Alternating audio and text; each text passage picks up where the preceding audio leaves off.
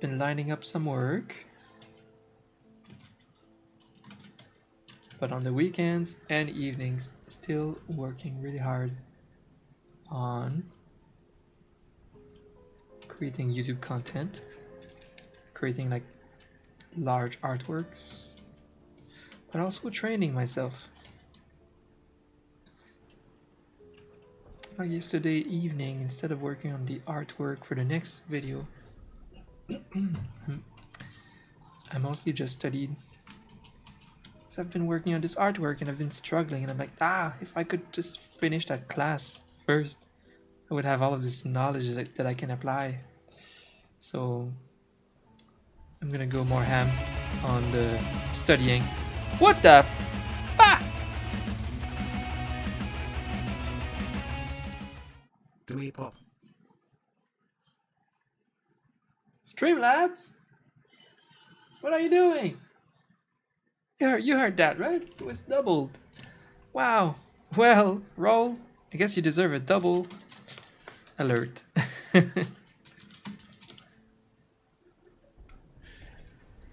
Roll, thank you so much. 17 months. You're like literally the best. You're here every day. Appreciate you a ton. Thank you for resubbing.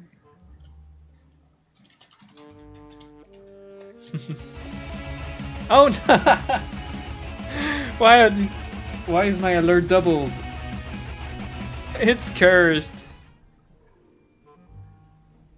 Cursed alert. What face is the reaction?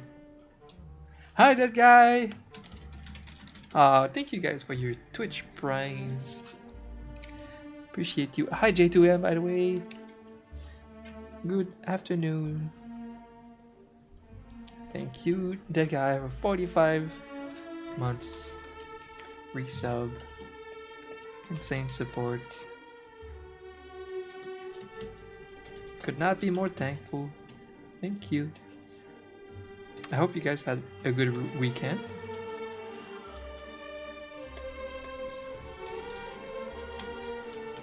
I had a good weekend. I feel bad because I always want to do more than I did. My weekends nowadays are not for resting. They are for pushing content on YouTube. And fuck, I haven't been able to do it that well. Hi, Train. Hi, Spirit. Longest person I've been sub to, Zaki. What? Me? What? I'm the longest you've been sub to. I don't deserve it, Spirit. I appreciate it a lot, Spirit. Thank you for your support. And wow, I can't believe you've been sub to me longer than anyone else. Aww. Aww. You guys are the reason I won't quit streaming.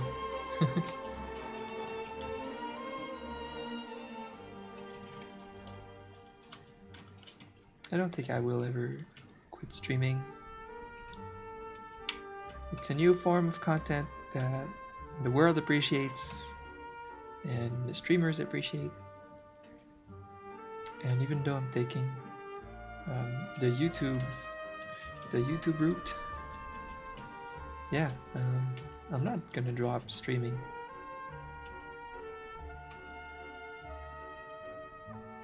Eventually I'll have a lot of control over my content.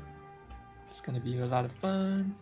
Maybe play some more games and draw some big illustrations. Actually, that's the plan for me this year.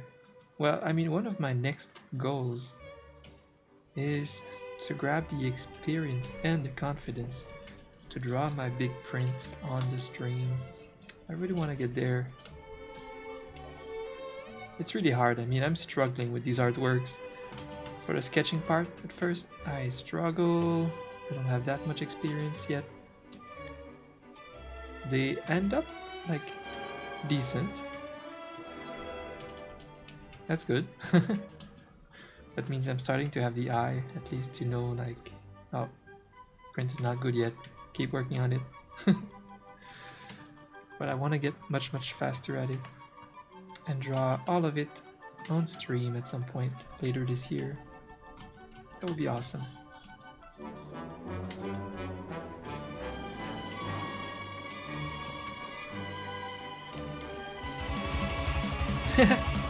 More hype! With that curse double alert, it's just great.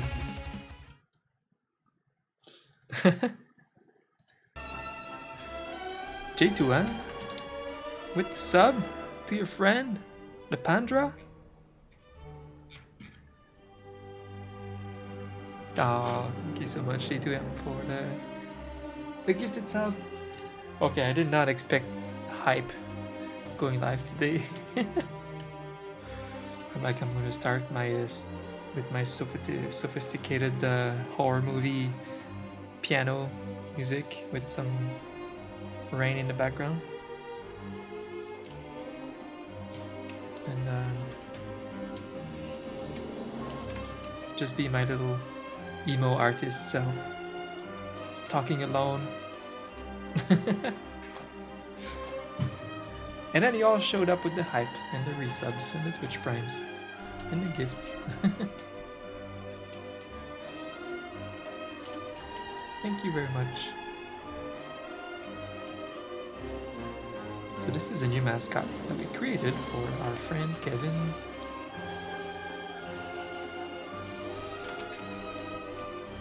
I feel like I'm really late on this commission. Finally, I'm gonna make it happen this week. So the plan this week, 3 days of streaming, like I said. Wednesday, Thursday, and today. And I'm gonna probably try to finish these 5 emotes this week and start some Pokemon emotes for Blastoise, one of this year's new clients. Blastoise with the Squirtles and the Blastoise, yeah. So we're gonna work on that this week. And after that, I just have 2 more clients. One needs like 14 emotes, but it's chill. These are chill clients. I appreciate them. Because this year I'm slow.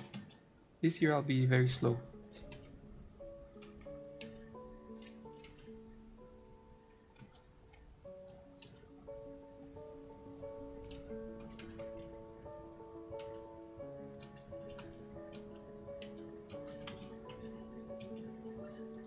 It's like I said when I started my stream, I feel like I haven't made much money lately. I made like emotes for Etsy that are not yet on Etsy. Just working on some YouTube stuff. It's an investment. But that's the thing, it's obviously when you work on a new business and stuff, you don't make as much money. But the thing is, I can afford it right now. I can afford doing that and like transitioning, slowly grind on YouTube. It's gonna take a while.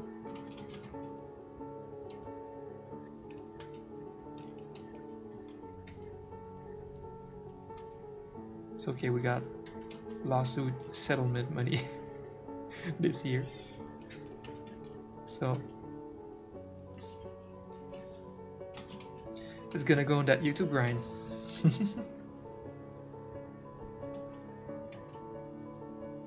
So we're using my classic big black eyes. Probably for this one, the super hyped one. So these always make great hyped eyes. These eyes got copied all over Twitch so much.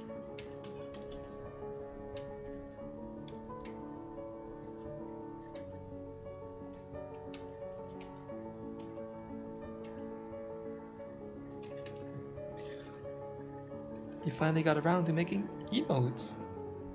Just for Discord. It's some friends. Sounds fun. Sounds good.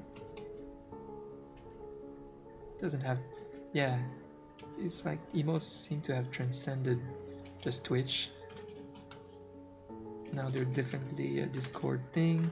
Although I have a feeling, I've been calling it for years, but I think that as a business, Discord eventually will have to remove the option to have custom emojis for copyright, for legal reasons, to protect themselves, and they will have to like sell pre-made packs instead,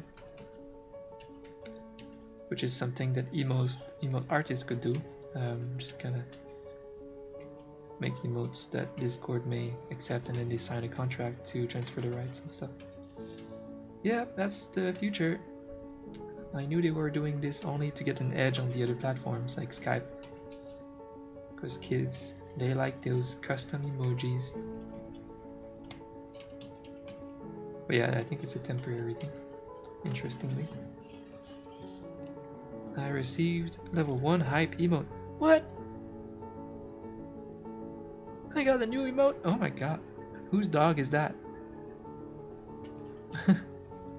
Hi Makuta! Hello!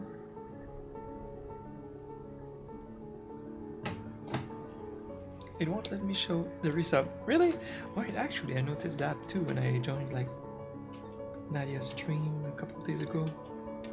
I was like, it's the first time in years I show there. I have like 10 resubs to do, and it would not let me resub.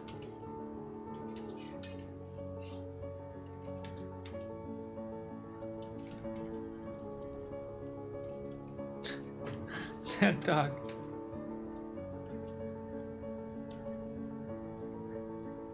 Well, thank you for subscribing again, Makuta, for 35 months. That's like a million years. Been here for this long. Ah, I love you too, Makuta. What would this little stream and community be without you guys?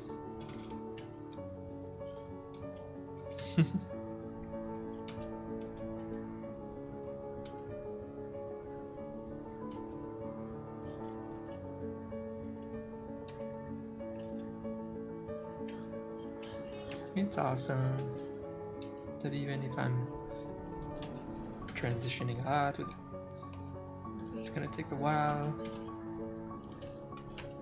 before we can stream more and make it hype again. But in the meantime, we have that little core crew, and we still have a lot of fun on Discord and the art streams. That's awesome. Because I could have wanted to just stop streaming until I grow, like on YouTube, and then come back to stream when it's easier to bring people back and stuff. But I decided to just keep going because we still have a great core crew, and we still have fun. That's the point. That's the point. If you don't have fun streaming, you can't really stream.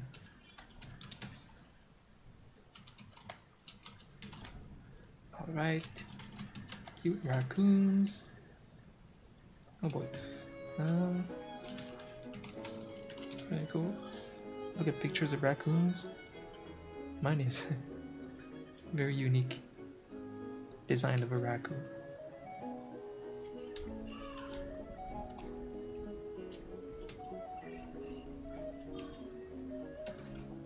With my classic emote style.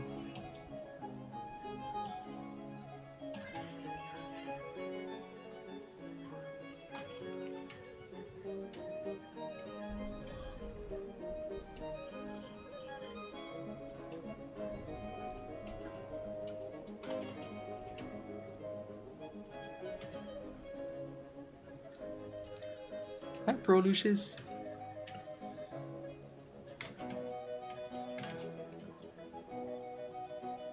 Happy Tuesday, which is kind of like my Monday. Getting back to emotes work.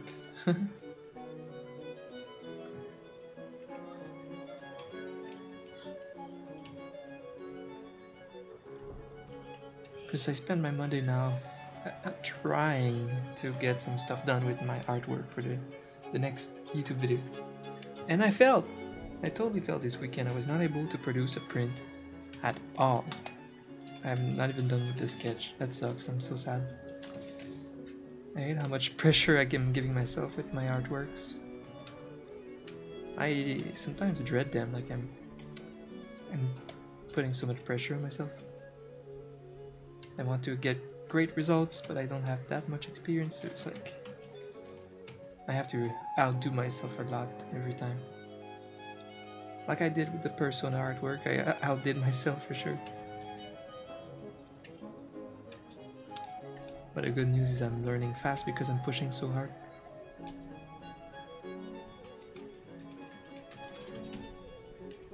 I'm doing good, Lucius.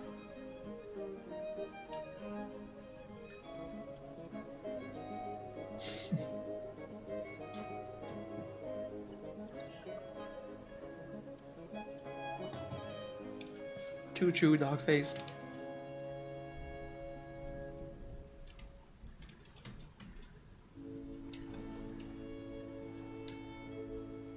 I miss PogChamp. Is Twitch the same without PogChamp?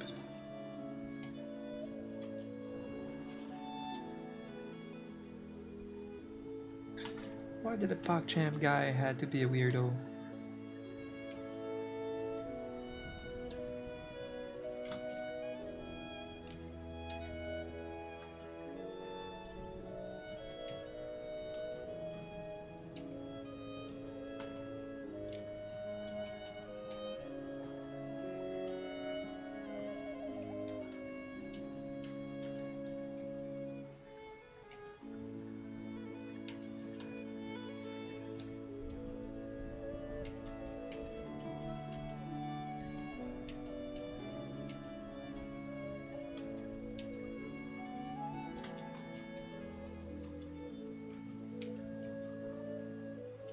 You know what sucks about classical music? I mean, it's great, a very advanced form of music, understanding the theory and stuff. It's to the top level, but it sucks that in the medieval ages and Renaissance, it was mostly the nobles, like the rich people, that had access to listening to this music in concerts. It was not really the music of the people.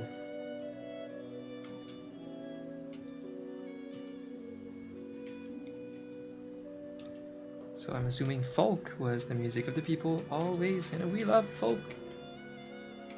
We do love folk. But classical is just very advanced and great music. Part of history.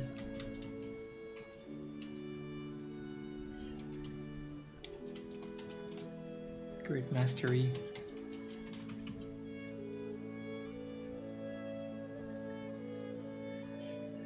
The folk, they love the folk music, for sure. Well, that's the thing here. On this channel, we love many forms of art and many music genre. As a musician myself, little composer myself, music lover, I love like so many of them. The classical, the folk, of metal, which is very close to classical if you didn't know.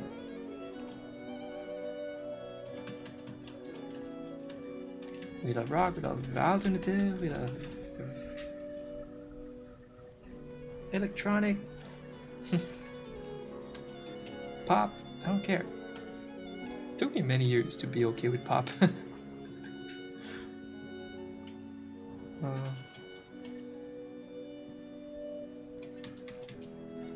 Now it depends. If I'm listening to pop, if I'm going to like a pop song, it needs to be made with passion. There needs to be passion in whatever music I listen to. If I can feel the work in their work, I can appreciate that.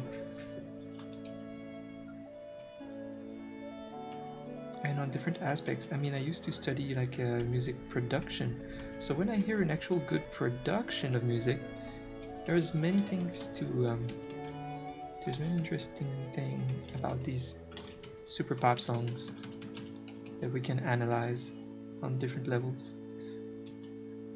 The production behind it is sometimes very interesting. For example, the whole production that was behind the first albums of Britney Spears. It's very interesting.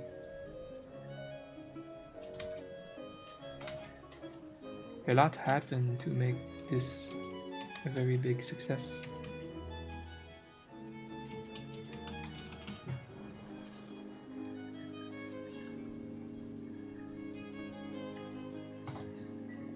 Oh yeah, classical music is very full. There's all the voices in there. You don't need lyrics.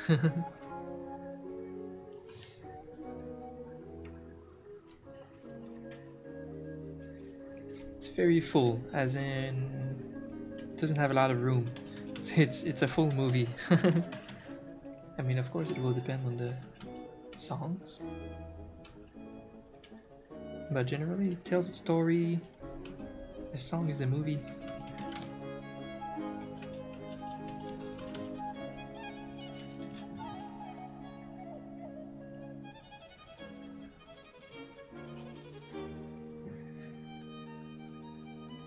Instrumental metal? Yeah?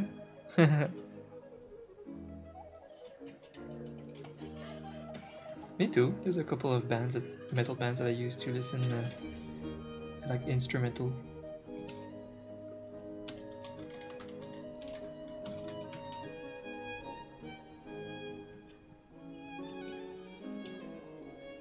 Like Porcupine 3. Was that it? I forgot. Porcupine 3. And some great guitar players with solo albums that are instrumental, like Vinnie Moore. That was great. I would totally play that if I would not lose my channel, money, and life, and happiness, and everything for playing the song.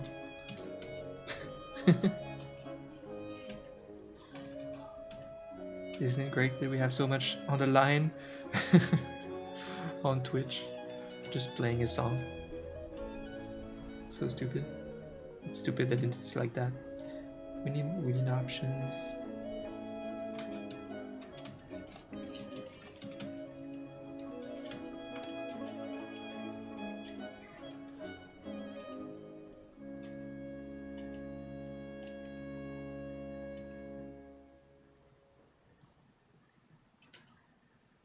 Yeah, it hurt my stream really bad to not be able to play my playlist again. I spent years creating and promoting all of my favorite new YouTube artists and stuff. It sucks.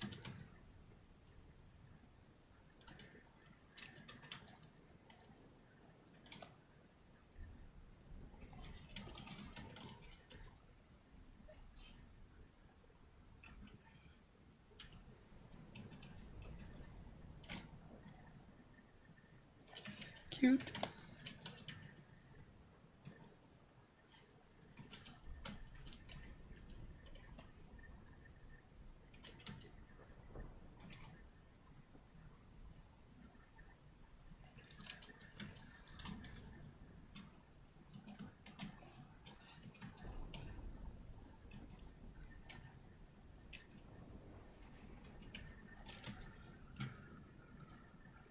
Well, it's raining in the video, but it's raining here too in real life.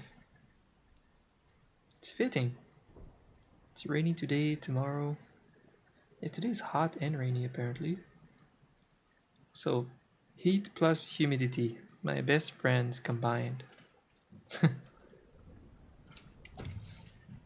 Thankfully, I have this new air conditioner that I love.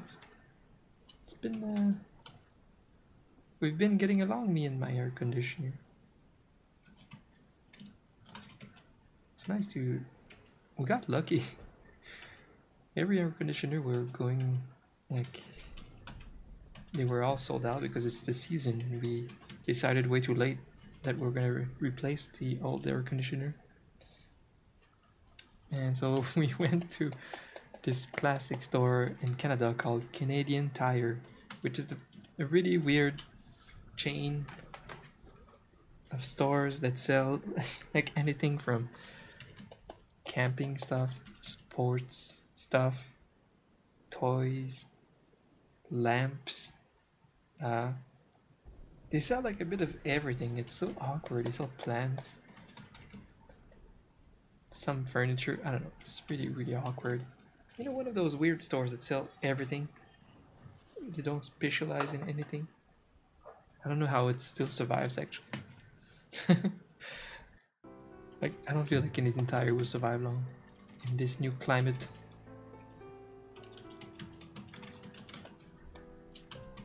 But anyways, we went there and bought like the only portable air conditioner available, and it turned out to be like a really good purchase.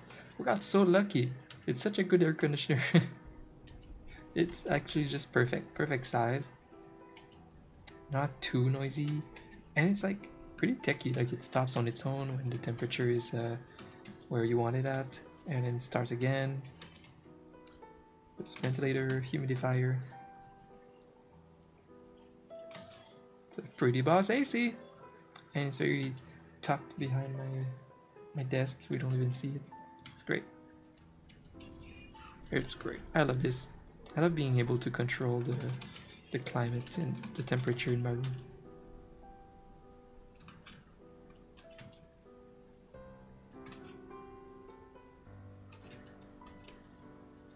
So I don't work well in the heat at all. I feel like this one is not it.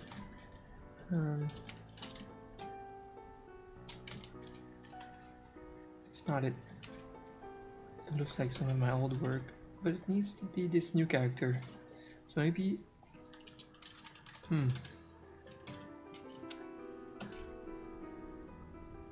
yeah, I like these smaller ears. The raccoon.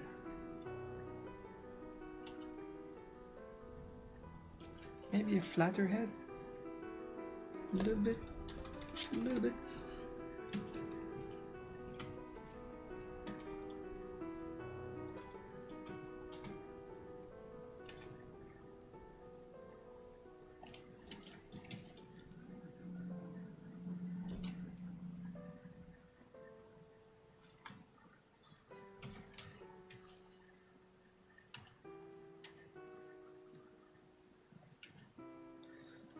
How is your area dealing with COVID for you guys?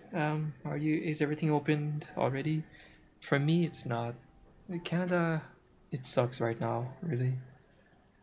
Canada's good at, I don't know, I guess doing the right thing, really promoting.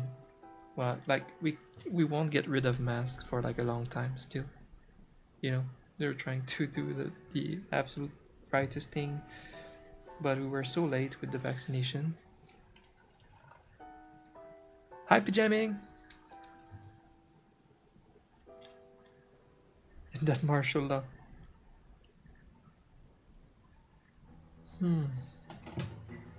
We're very late with the vaccination. I got mine last week, but not everybody yet is vaccinated. I think that it's gonna take a few more weeks. At the end of June, I think everybody will be vaccinated, and then finally they should open up the stores and the restaurants. I think like July is the date for life returning to somewhat normal. I think we're still gonna have to wear masks, but at least we'll be able to like go to restaurants. Like, so like everywhere in the world, it seems like theaters are open now, and they can go see A Quiet Place 2, the movie that I wanted to see literally in March 2020. Literally March 2020. 2 years later, it's finally coming out. It's opening this week on theaters, but not here because theaters are not open in Canada. Dead Mouse just sold out. Yeah, I think the. Yeah, exactly. The states were surprisingly very quick at giving like vaccines to everyone, even a second dose, very quickly. In Canada, we're gonna get our second dose in like many months. In months apart from the first one. It's a bit stupid.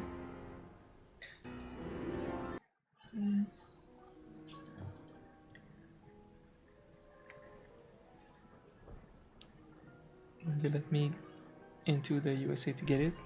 Right.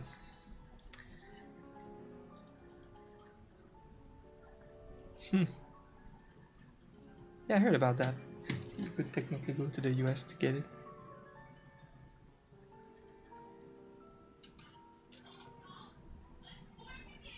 The Huron Gate Live?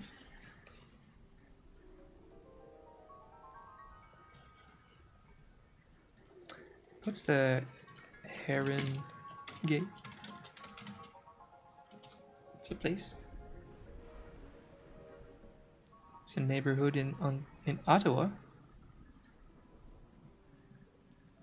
Oh, I live in Ottawa and I don't even know. I'm kind of new. I mean, I always lived in my hometown is Gatineau, right next to Ottawa, and I used to hate Ottawa for how hard it was for a little Frenchie to survive in Ottawa, to come here and shop, and people talking to me and I wouldn't understand. Me trying to purchase a guitar at Steve's music store, so hard. And also, I hated driving in the downtown. Now, years later, here I am, moved from Montreal, the greatest city in the world, to Ottawa to facilitate the immigration experience for my girlfriend, who is from Pittsburgh. Pittsburgh, Pennsylvania.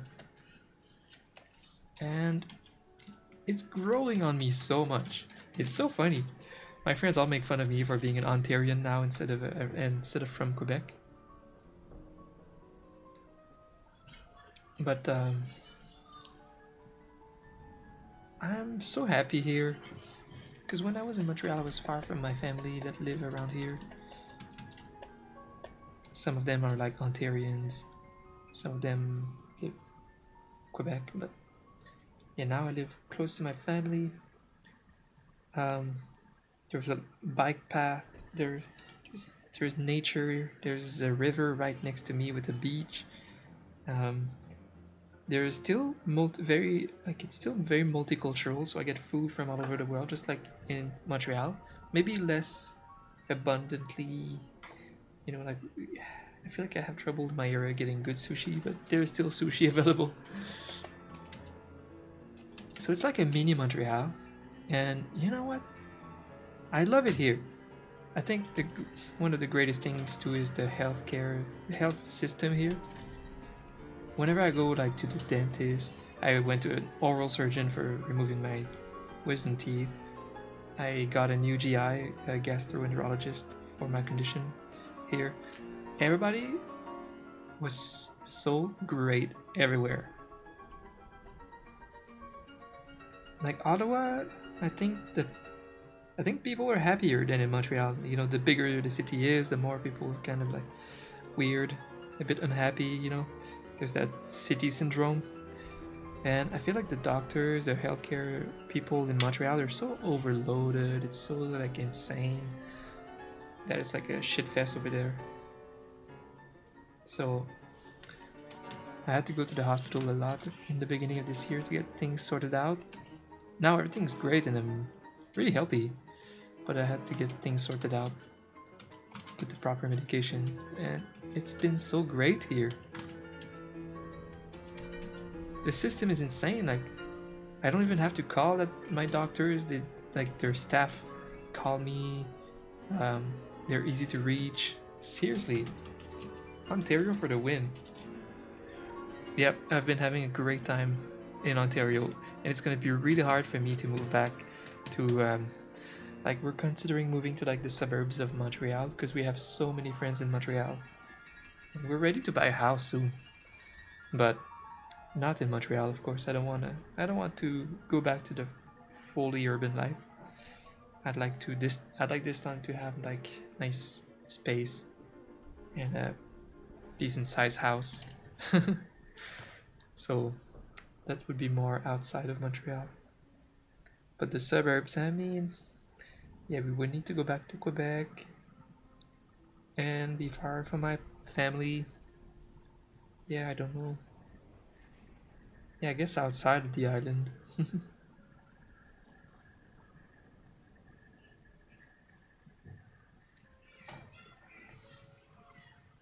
Well, I missed so much in the chat. um, J2M still never even seen the first Quiet Place. Oh, it's okay. It's okay. It's not like the greatest movie in the world or anything. It's just it was good. It was, I'm a big horror fan, and it was one of the little fresh mainstream horror in a while. It was kind of cool with Jim from The Office, and yeah, they were making the second one, so I was going to see it in the theater with Crystal, and it never happened.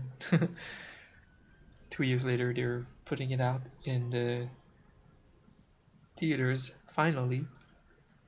But the problem is, since Canada will be late at opening up the theaters, what will happen? Like the movies are out in the States. Are they gonna come out at all here? Is it gonna be too late for these movies? I don't know. It's weird.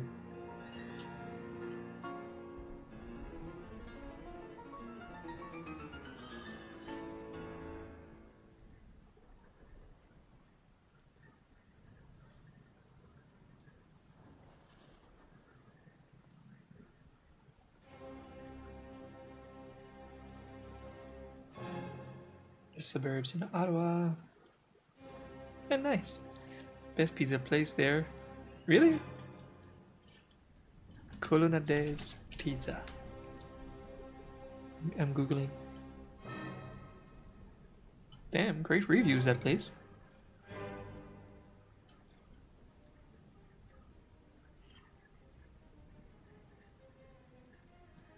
Okay, here's Ottawa.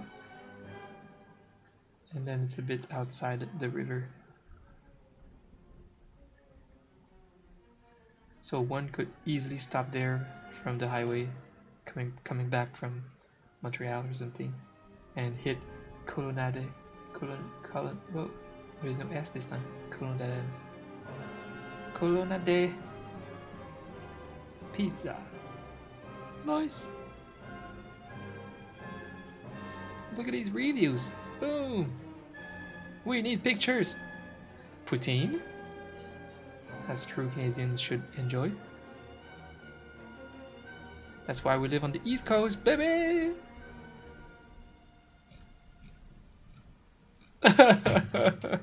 What you guys don't know about me, maybe, is that I don't like the term diet. But I'm on a huge weight loss push right now. I was getting pretty big. Like 2 months ago, I was at my biggest I've ever been. It's like not huge, but definitely overweight. And I'm someone who likes staying fit. So for me, being overweight was very, very frustrating for years. But I made like crazy changes, trying to catch up with chat at the same time. Yeah. Pizza! Yeah, I'm trying to make changes for that diet, for that weight loss thing. Some changes that I can keep long term, so that's what I'm gonna do. Of course, I'm just going more ham than I will when I'm at my goal. When I'll be at the goal, I mean, I'll have more cheat days. That's all, I'll just have more cheat days.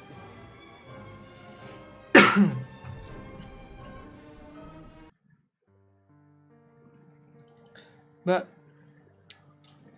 I'm at minus 13 pounds loss so far in a bit over a month. And my goal is 19 more. I have 19 more to lose. That's a lot. That's a lot also in a row, because that's a long time. Like, you know, like 3 months total with like minimal fun eating. It's hard. Dom, what are your recommendations? What's your trick to lose weight? To suffer. Yeah. Suffering is the way to lose weight.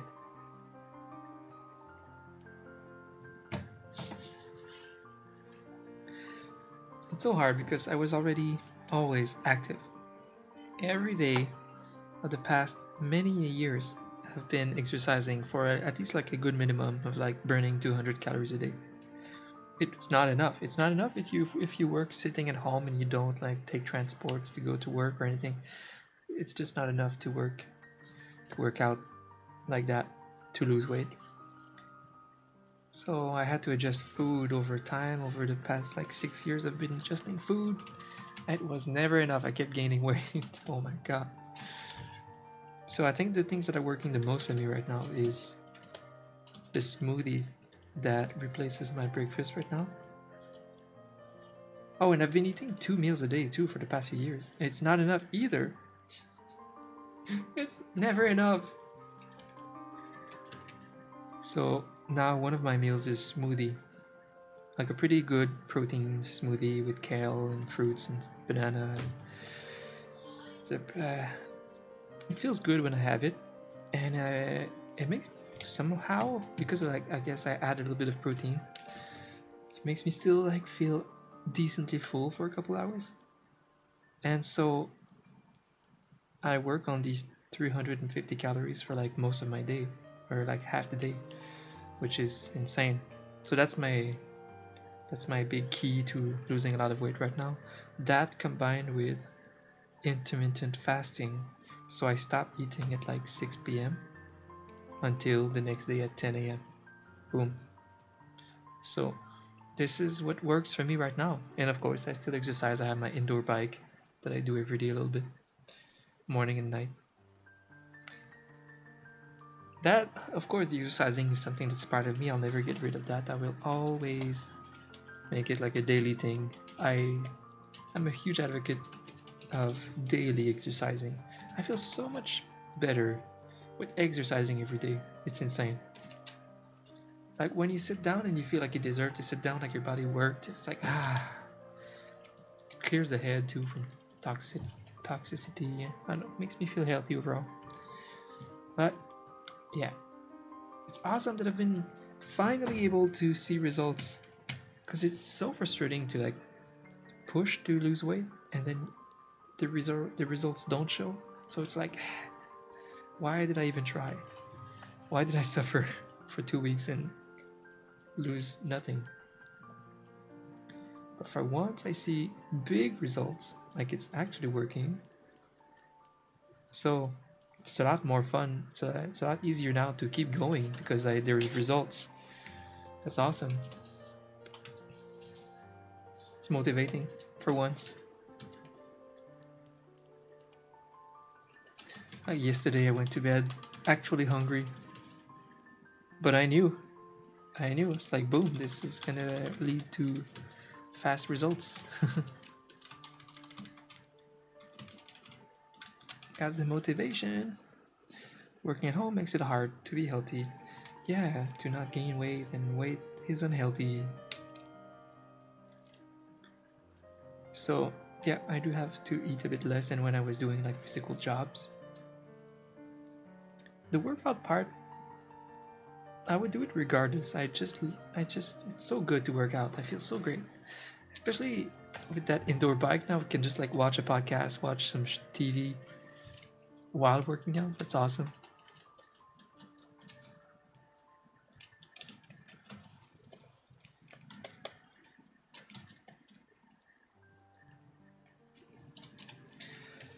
But I miss things like pizza, like I was saying.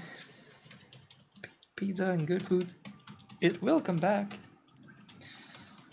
But if I had too many cheat days, it would just take me much longer to reach these goals. and I kind of want to do it as fast as possible. Reach the goal, and then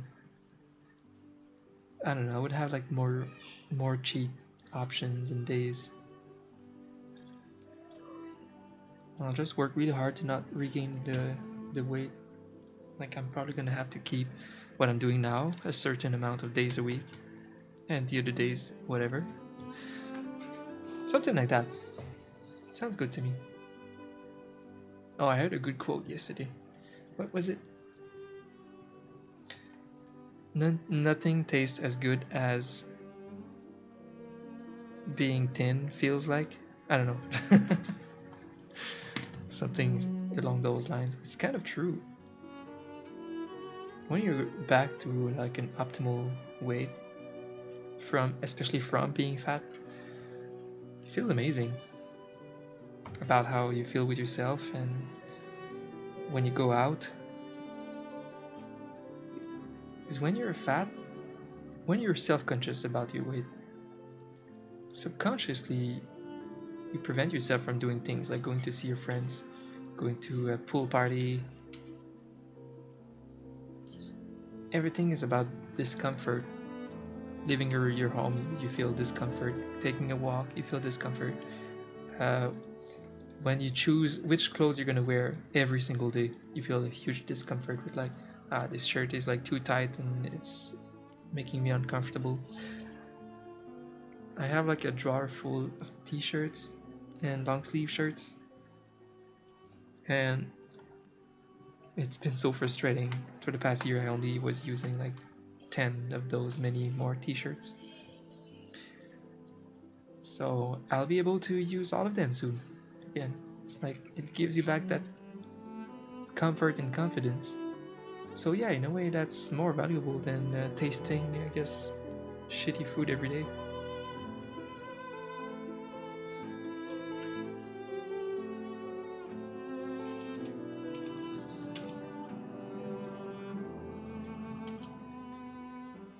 Where's Kevin? Aha, Kev. Okay.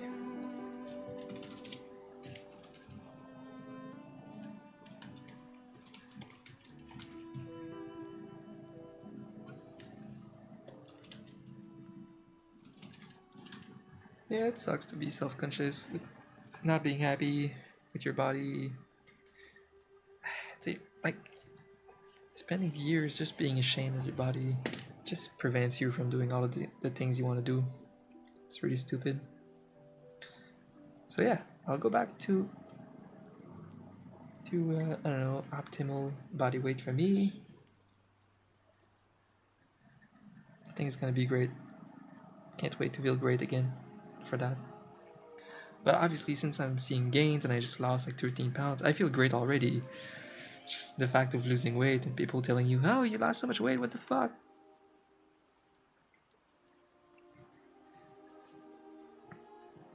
So it's already satisfying.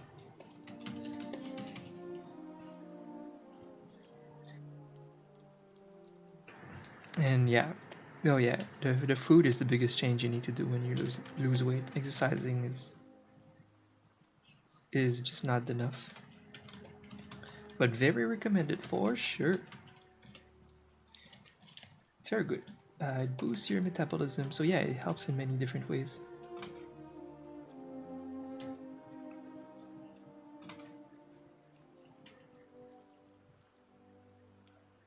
But calories should not be the main goal, the main reason to work out. It's about that blood flow in your legs and body and heart, and get that heart pumping, and yes, it's about being healthy and living literally 30 years longer.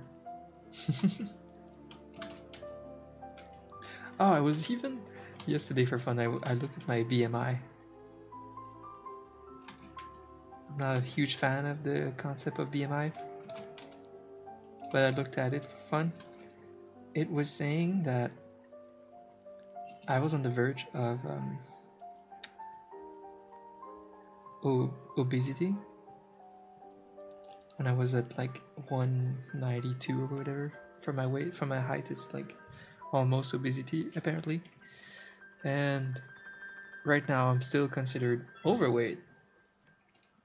It's insane. Like so many people are much bigger than me, but I'm considered overweight according to like my BMI, and I would be considered overweight until I reach 19 more pounds of weight loss. That's a lot. That's so much. So what? Like your BMI is only normal when you're like completely fatless, completely lean? That is weird. I don't know if I agree with that. And I think there's something that the BMI doesn't take into account. I don't know if you guys know what BMI is. It's like body mass thingy calculation. I don't know. Body measurement, whatever. Well, I don't think it is good for people that remotely exercise regularly to check their BMI, because I don't think BMI takes into account muscle weight.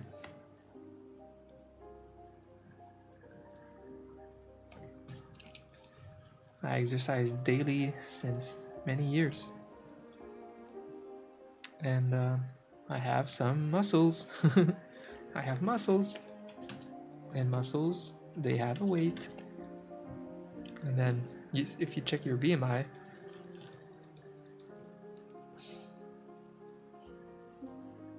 the optimal weight that they say that I should have might be almost too skinny for me, because I have muscles and the weight is, they don't take into account the muscle weight.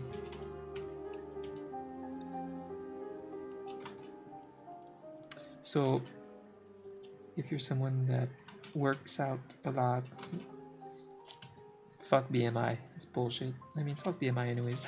I think it's a bad concept, bad calculation. If anything, we should just keep check of body fat measurement, like a body fat percentage. I think is much better to just evaluate your health. Yeah, BMI is stupid.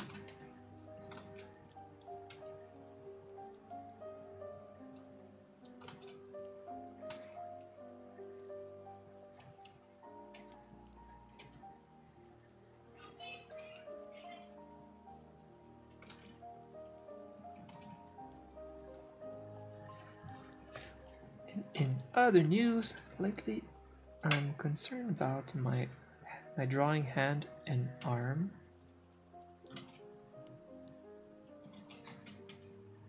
I still don't have any chronic pain or anything, but I'm afraid of it. I'm afraid of developing that because I think it's inevitable if I don't take good care of it.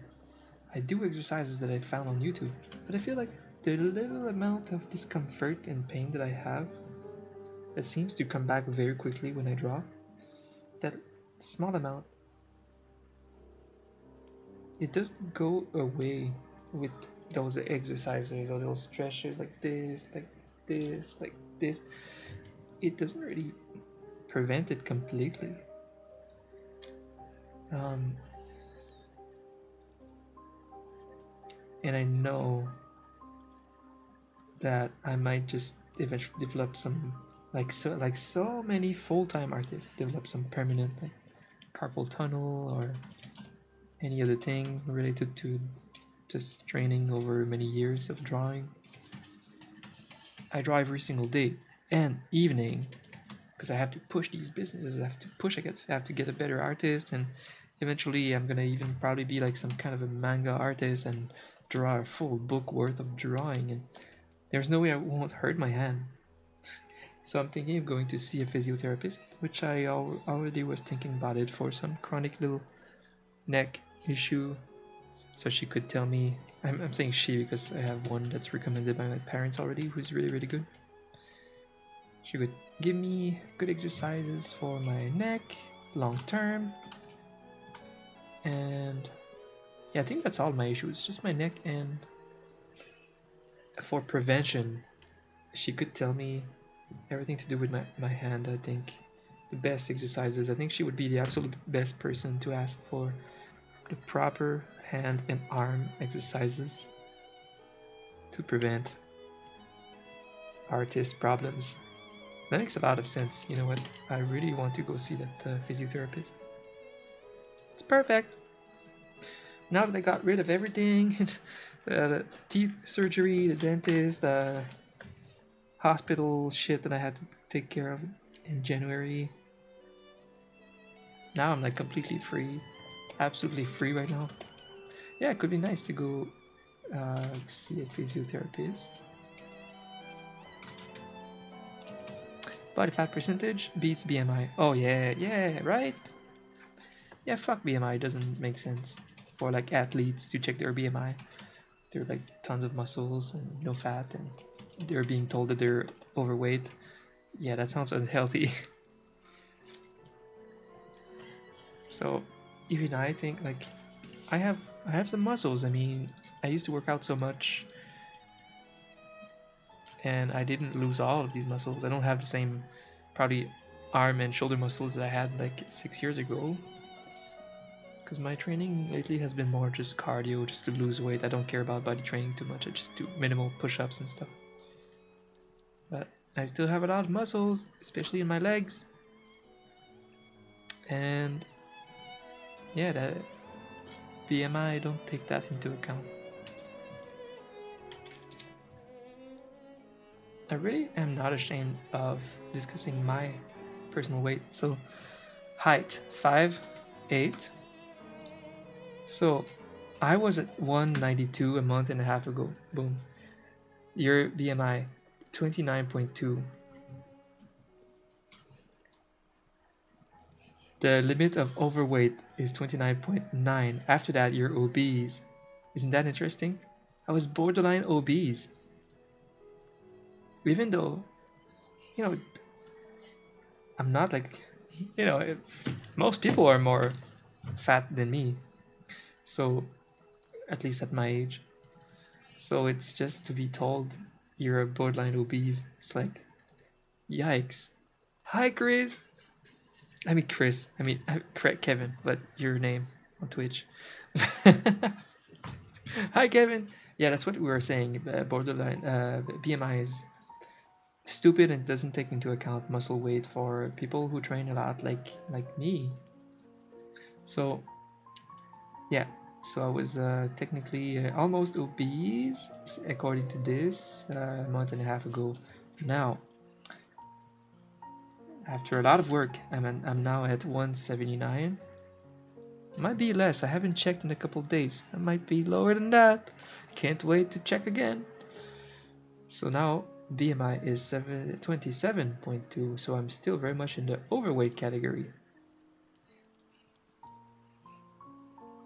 Like, I don't know. It's insane. I'm not, you know. Do I look like overweight to you? I don't know. I doubt it. I doubt that. I don't think I'm like, I don't know. Very average, very normal, right? Pretty average, especially for someone in the 30s. I'm 37. I mean, all of my friends have a lot more fat than me. But this is telling me, dude, you're overweight and you're at risk of developing all of these crazy diseases. So, so yeah. Then I checked, okay, how much weight does the BMI needs me to lose? And I like how they say normal weight. I feel like they should say, at best, optimal weight, but normal? I don't think that this many people are that fit. But I could see why it could be optimal to have like little body percentage fat. I don't know. But okay, so how much lower for a guy my height they need me to go to? See if I go down to 9 more pounds. Still gonna be overweight according to them. If I go 165, still overweight. If I lose literally 14 more pounds, I'm still overweight according to this. So if I go to 160, I'm finally at the beginning of the bracket of normal weight. In 19 more pounds to lose. That's pretty crazy. But here's the thing, I do have a personal goal to lose 19 more pounds. Not because of this. Because I still remember when I was 170 pounds, I was still feeling like, because I like being fit. I'm a sportsy guy by nature. I have not enjoyed the fact of gaining so much weight since working at home and stuff. So for my personal satisfaction and well-being, I would like to first go back to 170 and feel and see how I feel. But I remember feeling like, you know, I have a few pounds in there that I could lose. So I feel like 160 would be like really nice and fit for me.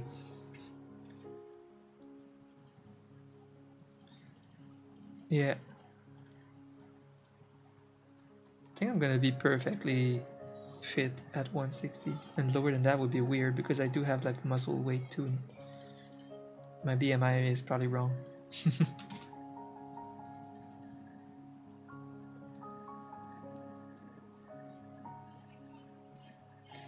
Yeah, normal weight 135. Look, I was once I was like 25 years old. I had like the worst job in my life. That was, man, I should sue that company. That was insane. The route, I was like some janitor in a big um in a big bank, but we were like, I was hired by like a third party company thing. They were pushing me so hard. I had like the worst route in the world. I was literally running the whole time and barely finishing the job. I was running for 7 hours straight. Like, it was just absolutely ridiculous. So I had like no ounce of fat on my body and not nearly as much muscle as I have today. I was a Twinkie and I was 140. 140 at my lowest. So they're saying that it would be normal for me to be at 135. What? Imagine that. With all the muscle that I have today, because since then I trained at the gym. I did the P90X. I did Insanity a million times. I have good muscle mass. And at my leanest, I don't think I would be at 140. Like without any fat, I would probably be 150. So the BMI is very flawed, yes. Oh yeah, I would be like, ooh, I would be like skinny at 150 with my current like muscle mass. So yeah, my personal goal, if I want to go back to actually feel like super fit, I think 160 will be perfect. So 19 more pounds. Let's go. I mean, I just lost 13. I can do it. I can do this. 19 more. That's such a big. That's a lot. That's 32 pounds total. Woo! Last time I lost this much, like 30 pounds, in one summer, it was like when I was like 20, I don't know, something. Like 24-ish. And I decided, alright, I'm losing weight. And then I lost like 30 pounds in one summer. So yeah, if I lose 30 pounds now, it's gonna be pretty big. Damn. Just happy that it's working this time. Just happy it's motivating for once that there's actual results. According to BMI, a 230-pound bodybuilder is with purely muscle is obese. Yeah, exactly. So yeah, we need to, if we're gonna keep track of our weight in any way, we should keep track of body fat percentage, I think. I think it's the healthy way to approach that. I don't have a good way though to measure your body fat. There's these little things you can put on your finger or something. I don't know. Or the good old waistline.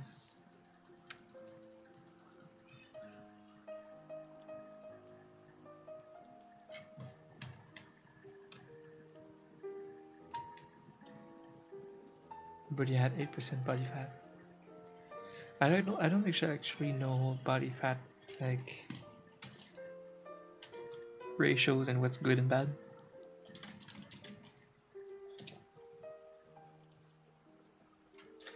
So athletes, 6 to 13% body fat for men. Fitness. Yeah, I only aim at fitness. I do like fitness. For most of my life, I'd like to be in there. Acceptable. Acceptable. What term is that? Acceptable. That's toxic.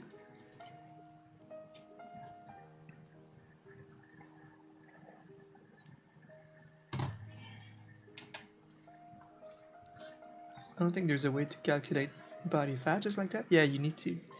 Your circumference. I don't have that. Don't care for it.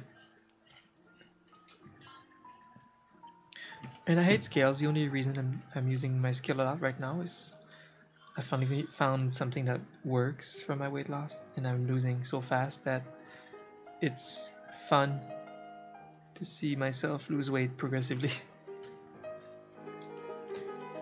It's a great source of entertainment for me.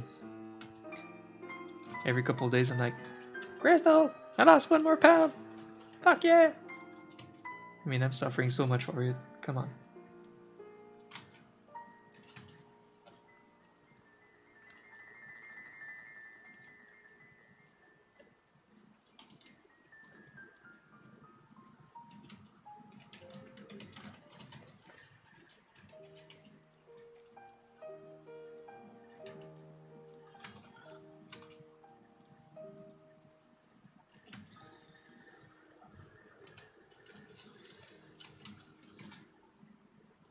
Hey, Dommy's wall.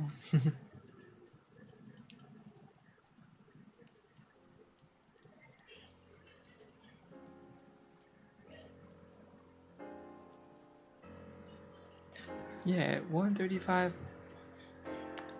BMI is bad.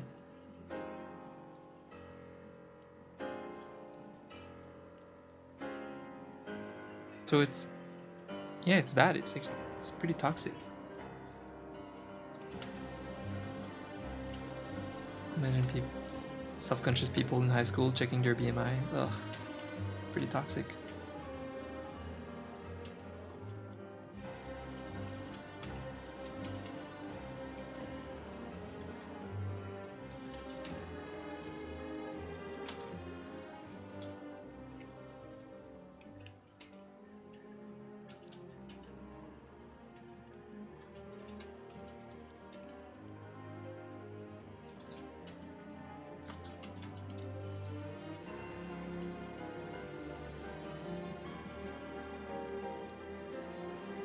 Now I need to try that pizza place that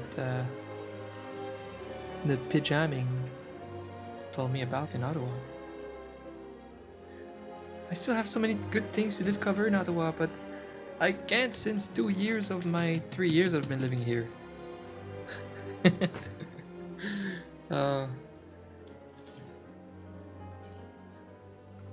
Is there any like awesome place, awesome Ottawa staple place that you would recommend, Pyjamming? You've been here for longer than me.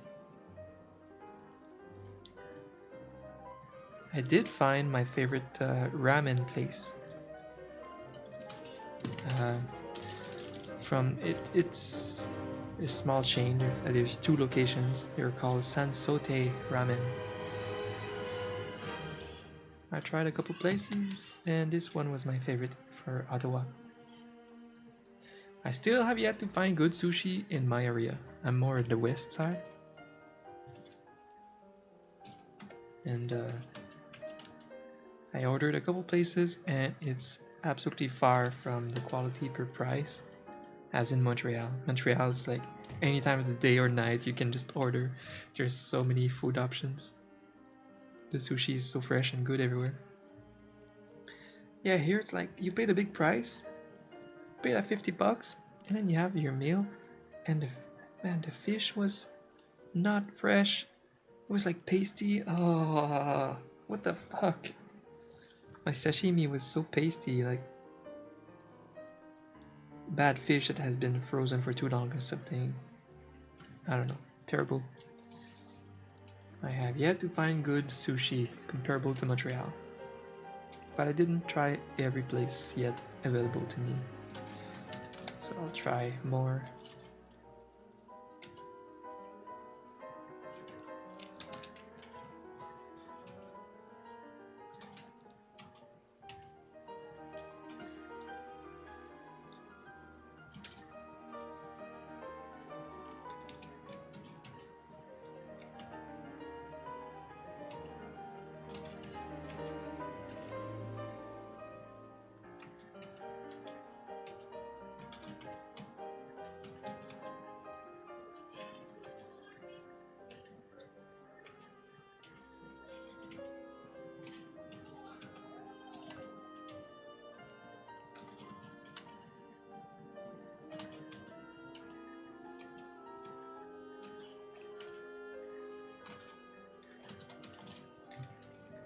Sansote ramen, yeah!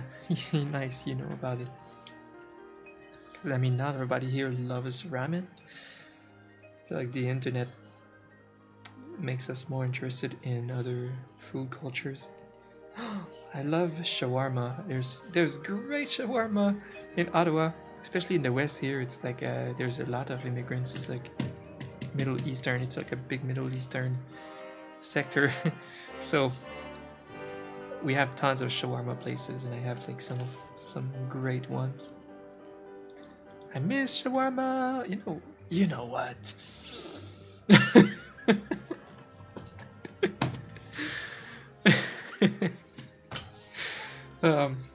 That's the face of someone who is thinking of having a cheat day. You know what?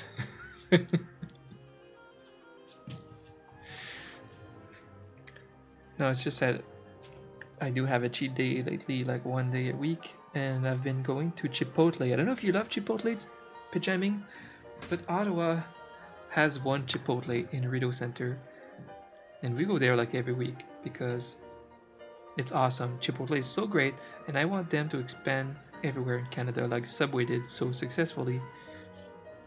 Chipotle is great. Just a nice steak burrito in there. Ah, yes, so good. I'm addicted to it now. We go like all the time.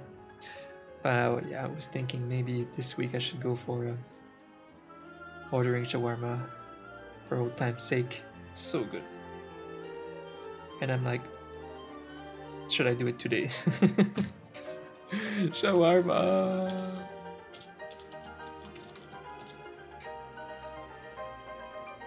Shawarma is great!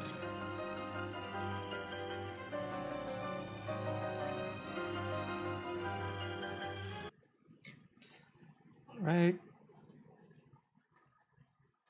Playlists. My playlists are so sad. I used to be like Mr. Playlist, you know? But now, with the DMC apocalypse, everything is sad. Synthwave Twitch approved. Oh yeah. That's a playlist.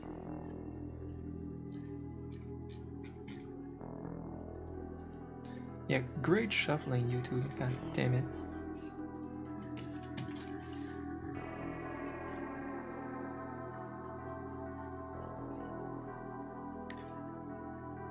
I had a girlfriend from Japan who moved back home. She worked at Sansote in Toronto. Nice. You worked at the steakhouse. It's so awesome now that I can like actually enjoy Ottawa for what it is, even though I lived next to it my whole childhood.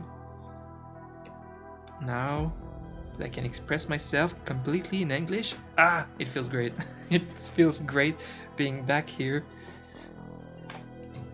and just unlocking the language barrier. It feels great, really. It does feel so good. Growing surrounded by like English land and just knowing only French was so hard. It's frustrating. Now I can revisit the town and it's awesome.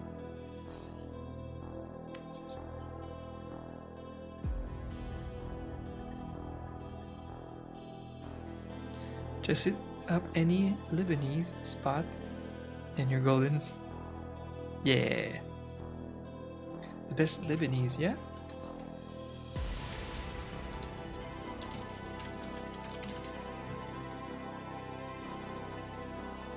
Yeah. Well, the thing is I'm only used to shawarma. I should probably try other Lebanese food. But you're right. We're probably Lebanese center here. Oh, everything looks so good. Oh my gosh, don't Google Lebanese food. Ah. With their goddamn garlic sauce that they put everywhere. It's so good.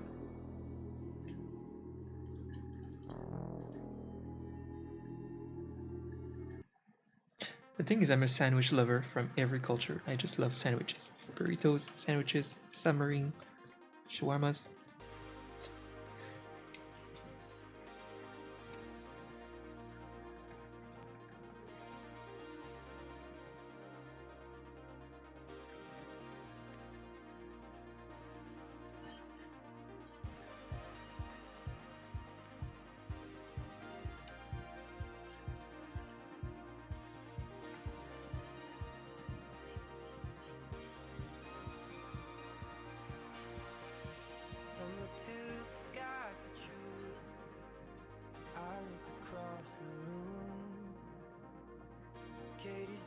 You would not have known I'm French until you read my bio. Really?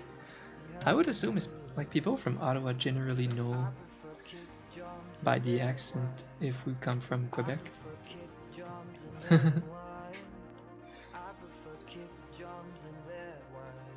But no, that's a great compliment, of course. It means that you know, my English mastery is getting there, and it's great for me. And I'm not ashamed of our accent or anything. I'm just happy to be able to express myself as well as in French. It's a great feeling.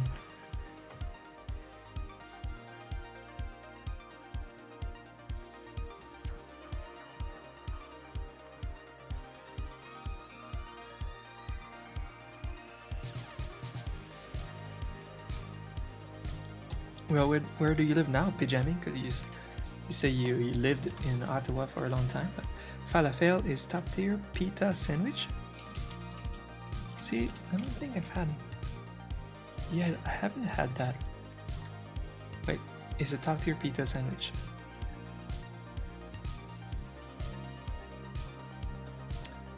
It seems like it's its own dish like that.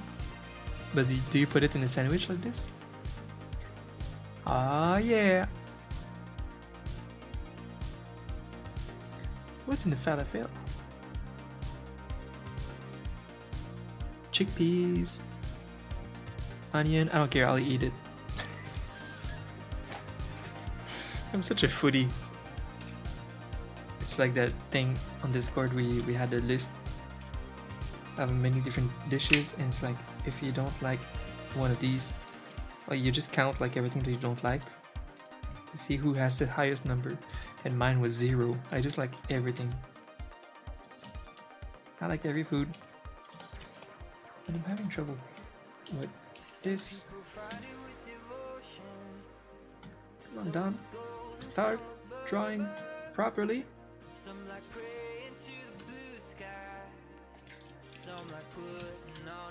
think I want it more like this.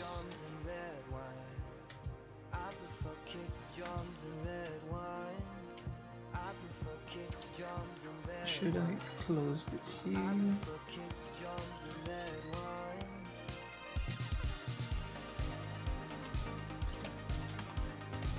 Or not?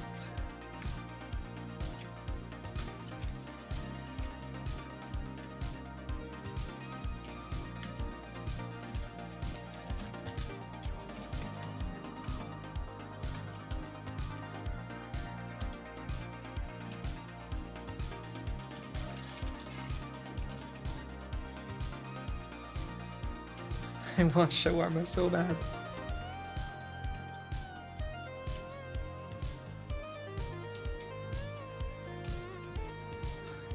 Well, what if it's Xulo who made me fat? Remember? Xulo, when he was more able to be here all the time, he was ordering me food all the time.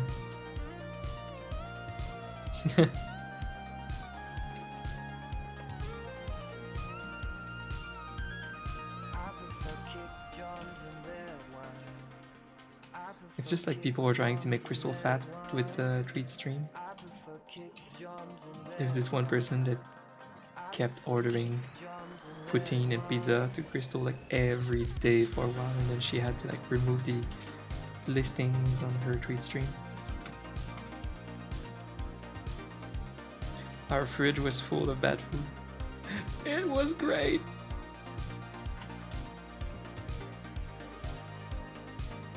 Someone's gotta eat it.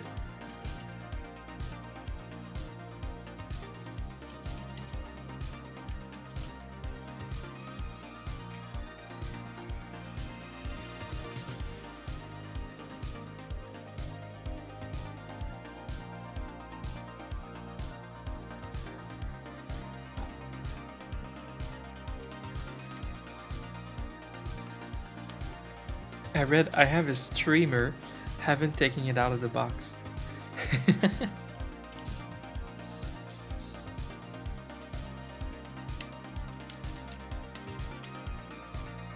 have a juicer.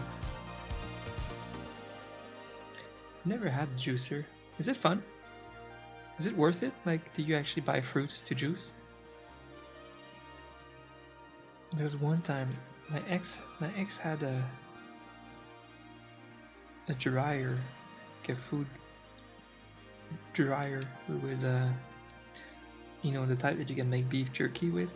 This is super expensive though, like to make beef jerky, you buy like the expensive meat and it becomes like super small. But it's very, very tasty. I would love to have that. Yeah, dryers are interesting.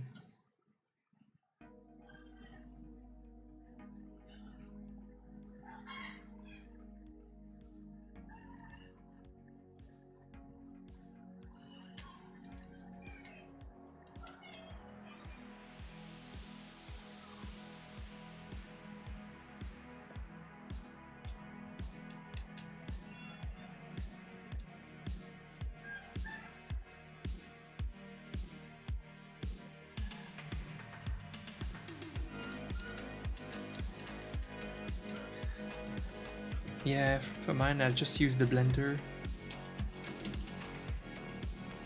The recipe is like really simple. It's just the first healthy thing I found. And it's decent, so I've been keeping it. It's like 1 cup of almond milk unsweetened, 1 cup of kale, 1 cup of frozen fruits of your choice, half a banana for a little bit of sweetness, and a tablespoon of almond butter, which is interesting, but I like it. We don't really taste it, but I like almond butter, and it gives you like your peanuts, I guess, and some protein. And what else? I do add a little scoop of protein powder on top of that because I use it as a meal replacement. So it's typically a very small breakfast, but doing this for weight loss.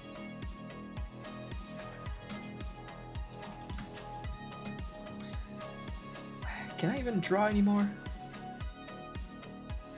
It's like I don't trust myself. Come on. It's okay, as always, the result will be good. But the process, though.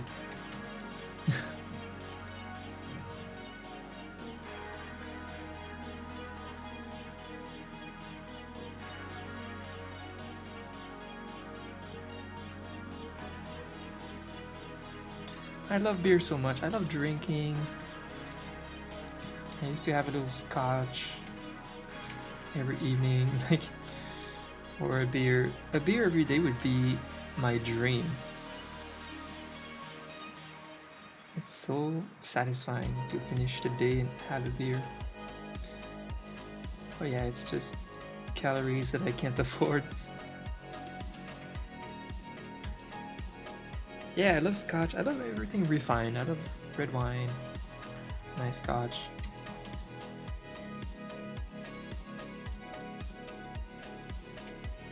Those refined tastes, like, you know, microbrewery beer would be my favorite for sure.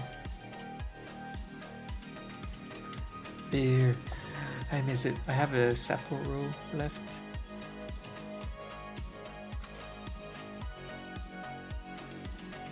Especially when I play D&D with my boys. It's hard not to drink then. Just trying to reach my goals first. Then whatever, then I'll drink with my boys.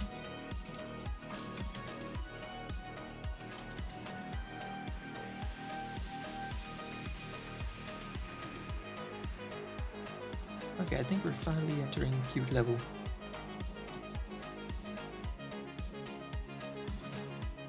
On the cuteness scale of cute.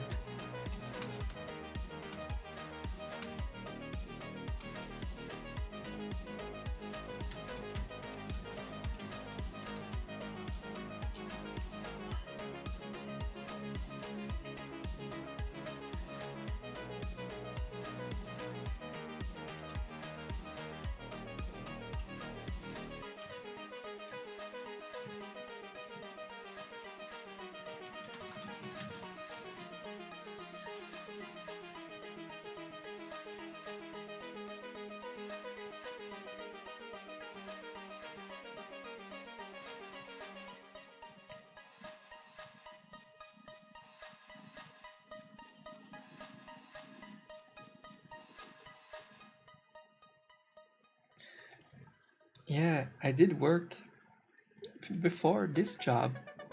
6 years ago, I worked a couple months in the Molson factory in Montreal, one of the oldest companies in Canada.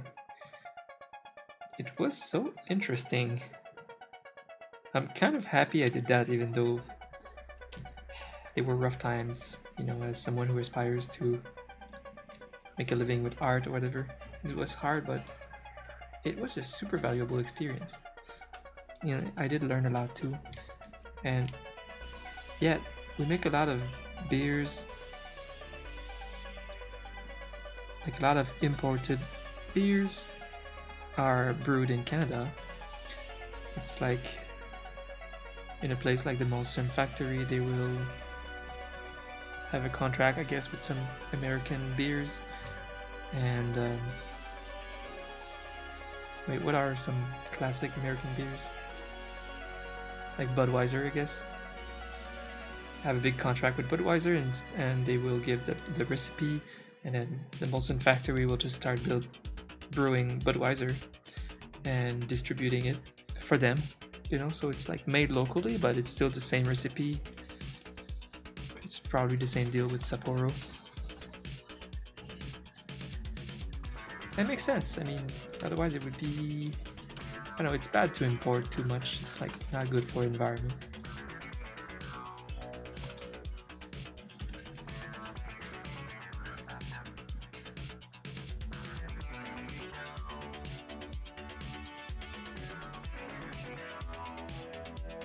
Mm-hmm.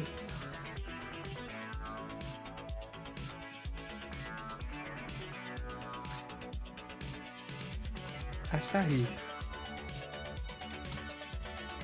I know the name.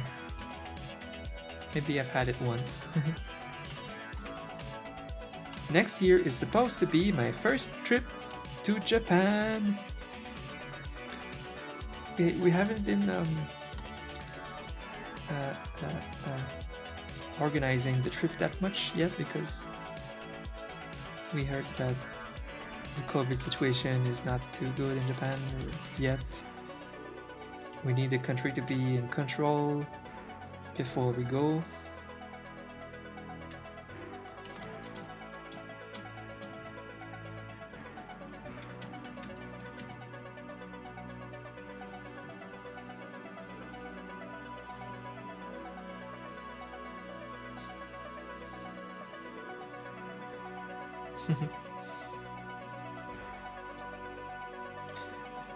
Japan sounds good.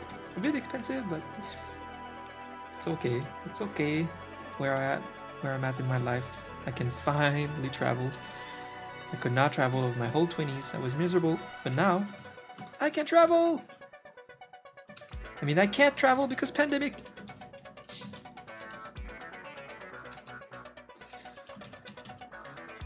Oh, you think you're ready to travel? Pandemic time.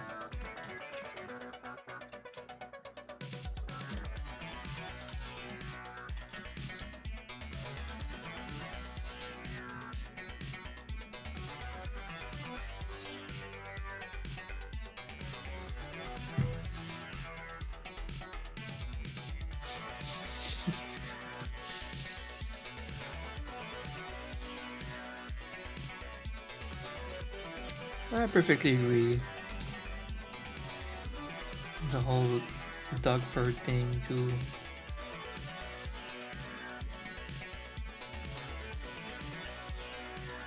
Yeah, it's been weird, and like the curfew in Quebec was like really hardcore too. It's like it was a bit too much. A bit too much. I think we could agree. I appreciate it. Canada tries to be super progressive and being the best country, but this time it was a bit dystopian at the end. You have to be careful.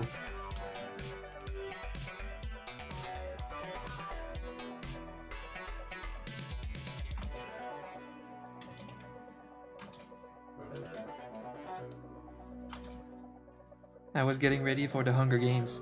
That's the next step.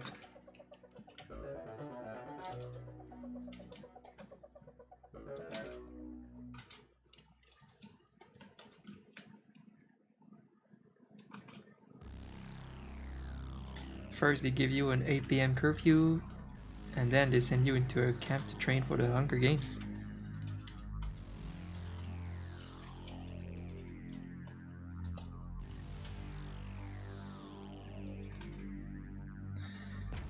That curfew bullshit. The kids in Montreal, they don't even have a backyard. They're just in their little shitty polluted porch, their little balcony, and that's all that they can do past 8 when it's still clear outside. That's terrible.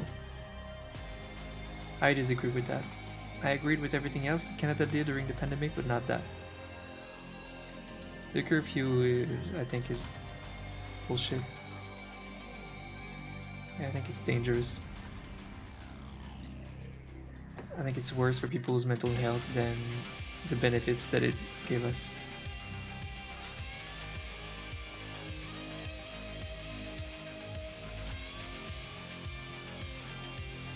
But I think they're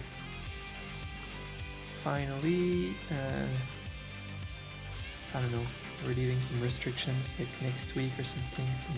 In Montreal, the terraces should be opening for outside drinking will be allowed.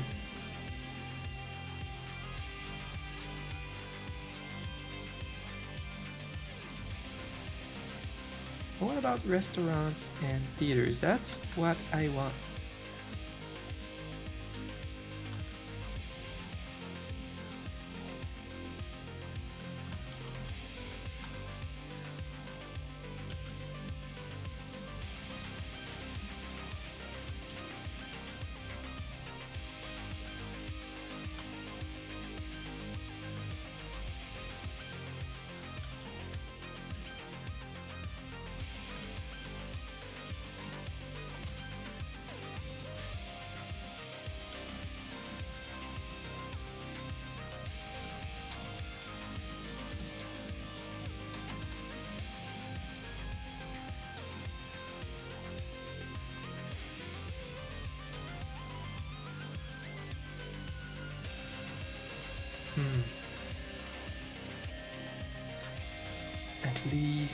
at least we're allowed to go out for exercising, which means taking a walk and stuff.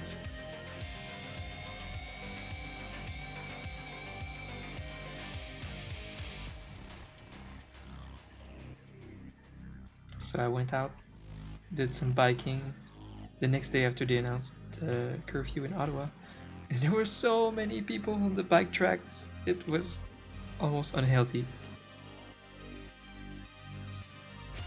Because that's the only thing we're allowed to do outside, and it's like super sunny and out.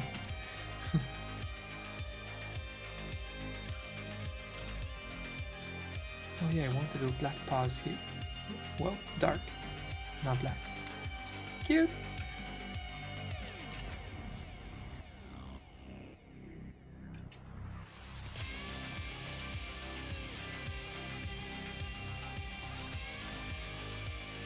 The next game that I'm going to stream, I think, will be finishing Bloodborne.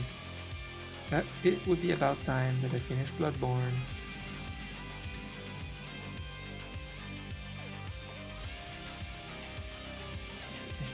I started the game a long time ago. You really like this mascot?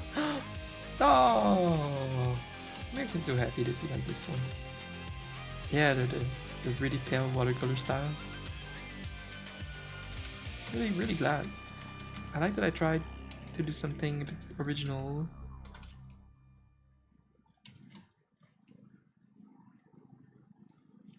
And that it's working.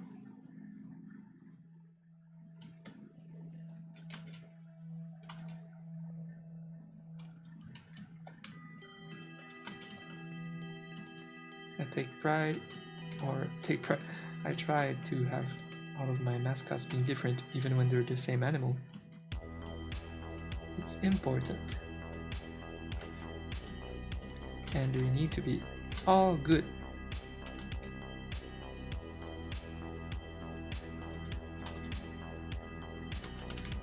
I'm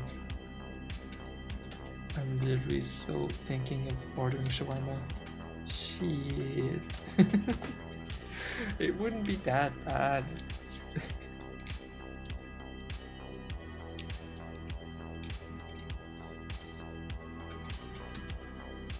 And the cool thing too is when I order from that shawarma place, I have like 3 meals worth of shawarma. Like it's just a giant bucket of food. Shawarma stuffing with some pitas, and you build your own shawarma. So I have that for like 3 days. Well, it doesn't really matter what I eat for dinner the way I'm doing things right now. It's like such a tiny breakfast that if I eat 1,000 calorie dinner, it's fine. But of course, it just goes even faster to lose weight if I eat something like lean. Of course. So it is a cheat day kind of thing. So maybe instead of Chipotle this week can be a shawarma. Yeah, really excited that you like this mascot, bro. I tried a couple more colors too when I was working on the color palette, but these are closer to the ones that look the best to me. Ended up with this one, which is quite desaturated compared to like this one.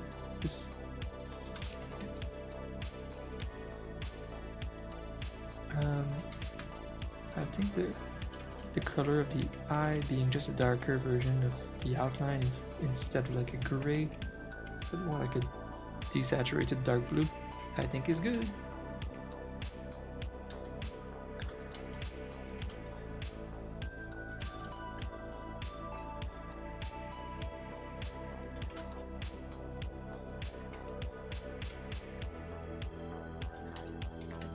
Yay! And Kevin likes the mascot too.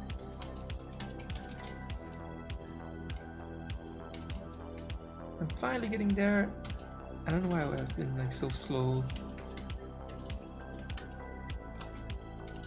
But Reaching the results. I'm gonna go with that pale nose for now. And if it doesn't show well, I'll go dark.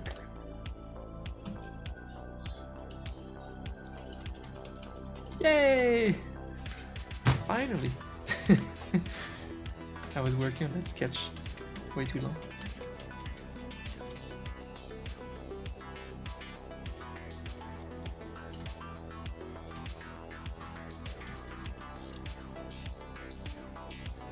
So what I went for is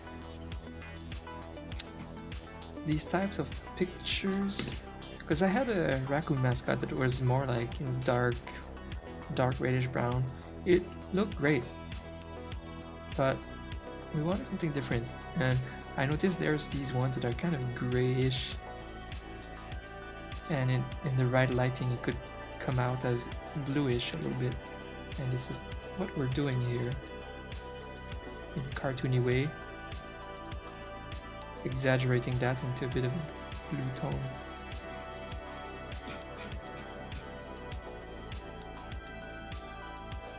I think it works.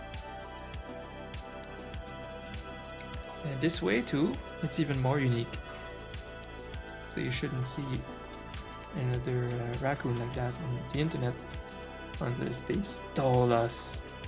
They stole from us. And then they're gonna pay with their lives if it happens. You know it.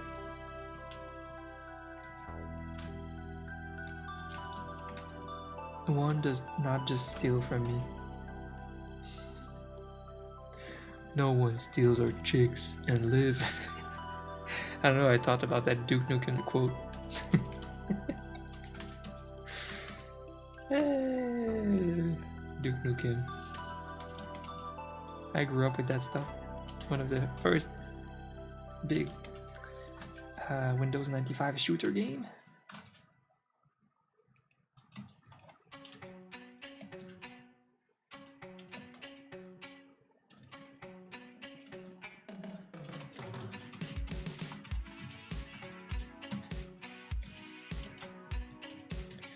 So that's what I'm doing this week. Super chill. I'm just gonna work on these 5 emotes and then stretch goal. I'm gonna start sketching the next client, Blastoise, and his squirrel emotes, and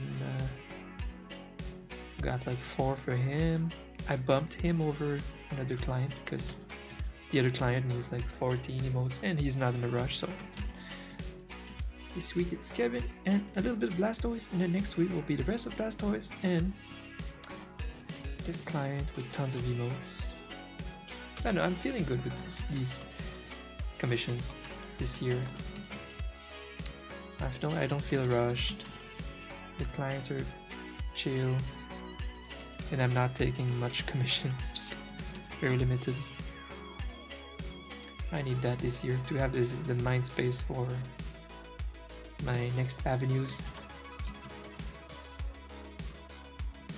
Exactly how you envisioned, really? Oh. Well, here's the thing we might need. Yeah, it's a bit small. I have all of this space unused here because of the tail. So we might need to zoom in, and it's okay.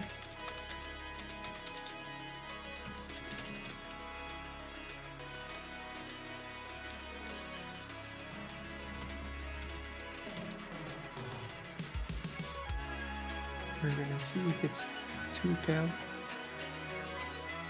Could always make the shadow tone darker too.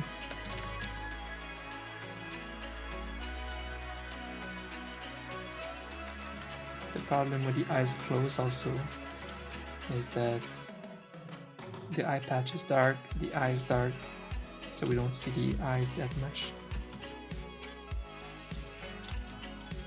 So we can cheat when the eyes are closed and make the eye patch a bit less dark.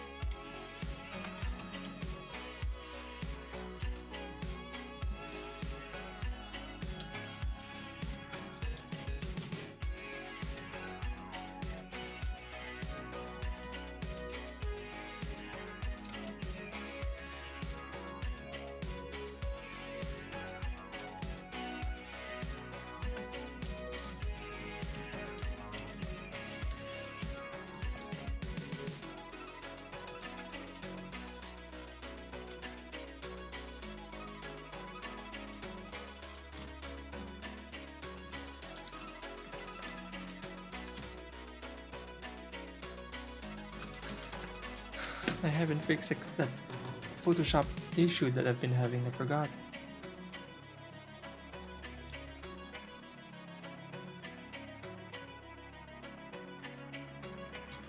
The recolor problem.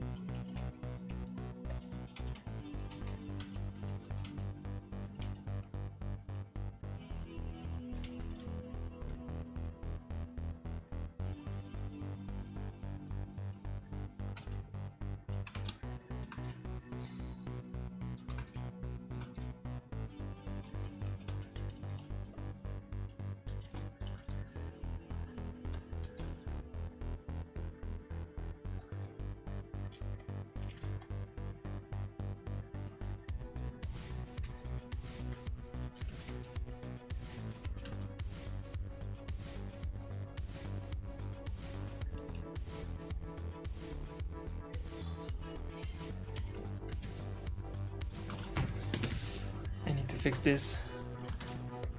I tried troubleshooting it last stream unsuccessfully.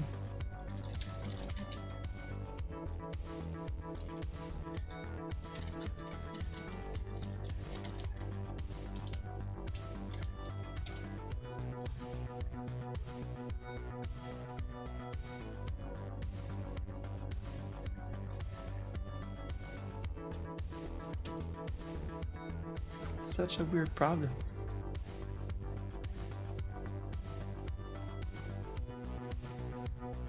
I thought I mastered Photoshop.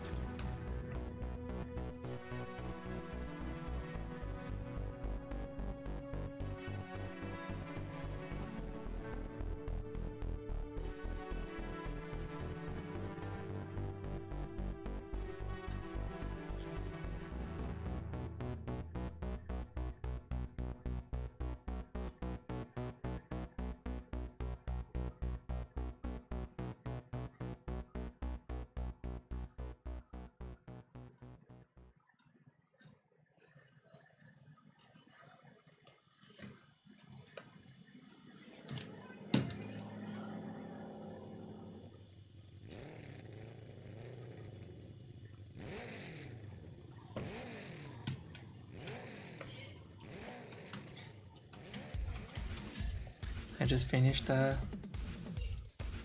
Photoshop class. Well, it's part of my big curriculum, my big not tutorial, my big advanced illustration class. some master class that I've been studying, and I finished the Photoshop part.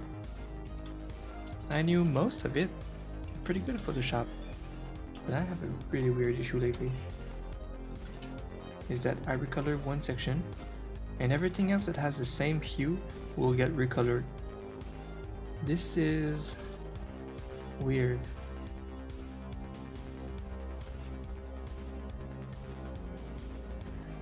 Pattern. thought there was some mode here, but wait, is that it?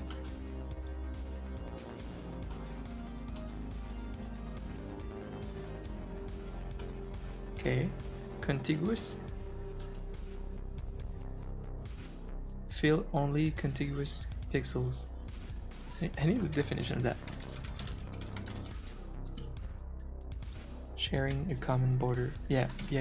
Like this one, for example, is shared with the same hue, and it touches the other one, so it makes sense that this is connected. But this is not touching anything, so I don't want it to recolor everything else. So we found it, team.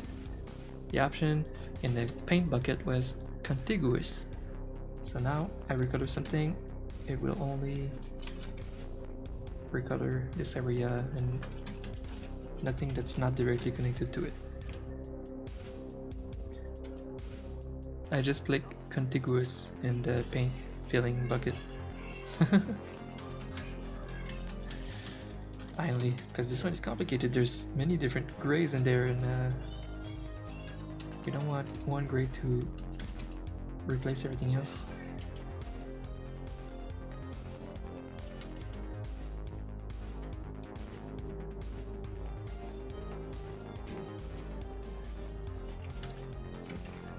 So it turns out it will be hard for this wavy mode to look super clear because it's pale and it's large with the tail.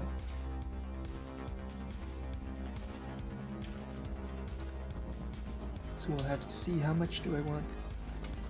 Oh yeah, it's gonna be a trade. Might make some features darker so that it pops more. But it could. I don't know.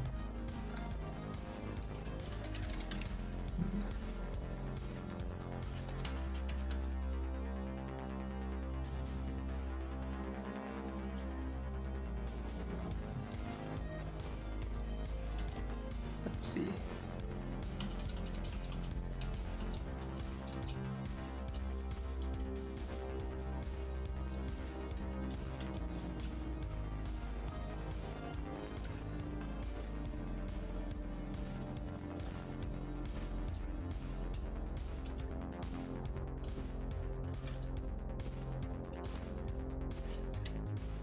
Making the body smaller. And then we win some space.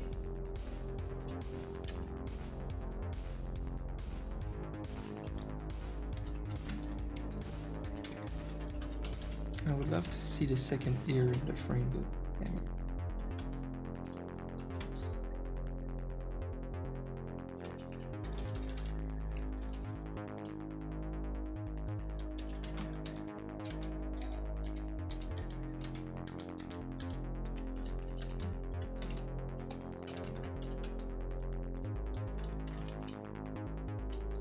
We fixed the paint bucket. It's been annoying me for a couple of streams.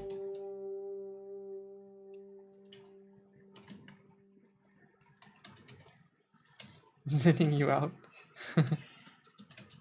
Yeah, today I guess is synthwave. Aha. Oh, I like seeing the second ear.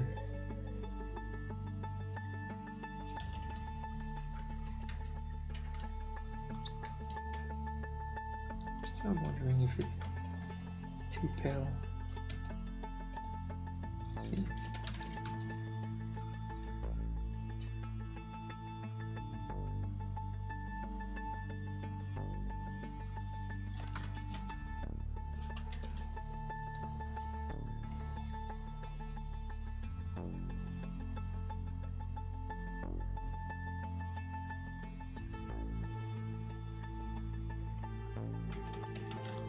See if I make the main skin color slightly less white, a bit more dark.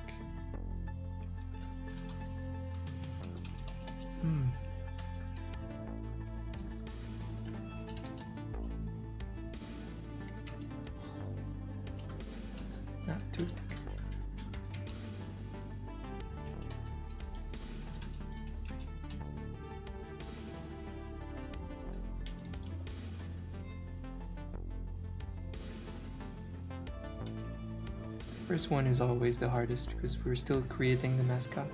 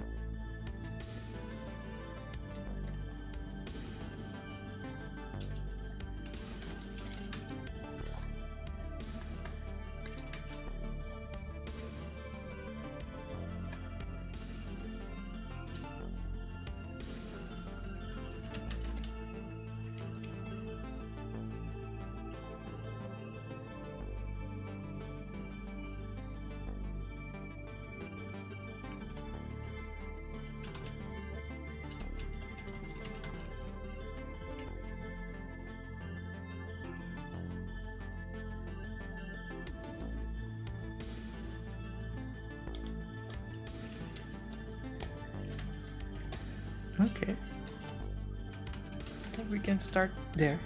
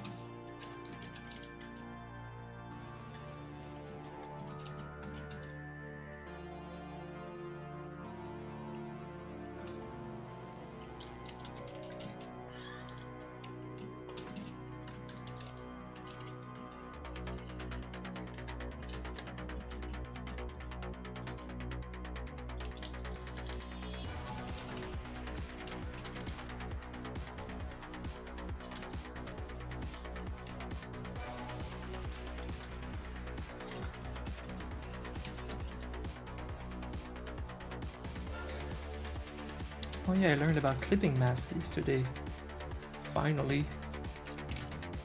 I knew what masks were for, but clipping mask is nice. So if I choose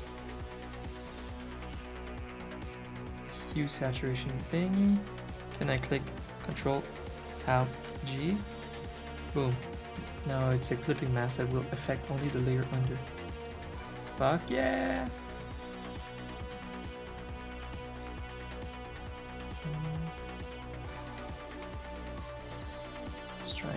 make it paler, maybe pinkish.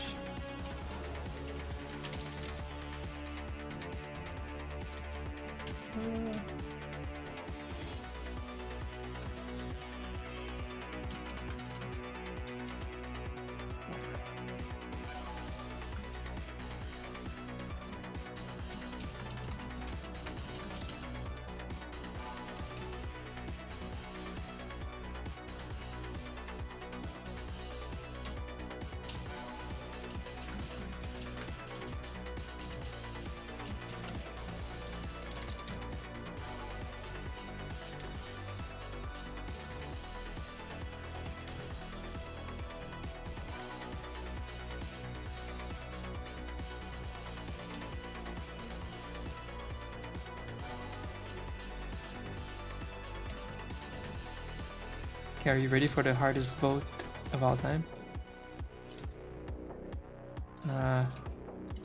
Cute wave without heart, pink heart, light red, or darker red? I'm so glad you like it. It's awesome.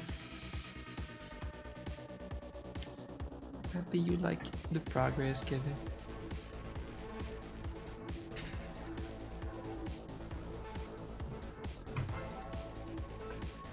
So you like the red ones, Roll?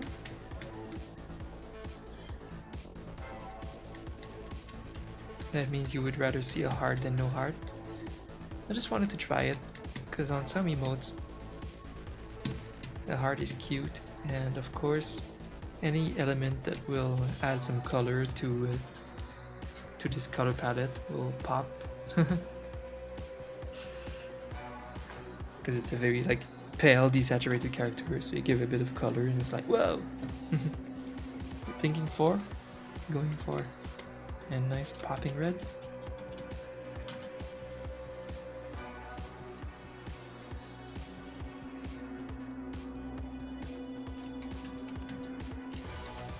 Nice. Thanks, team. I'll just try one color.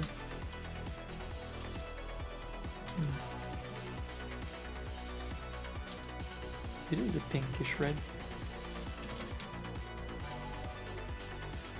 Oh, that's pretty good too. On my monitor at least.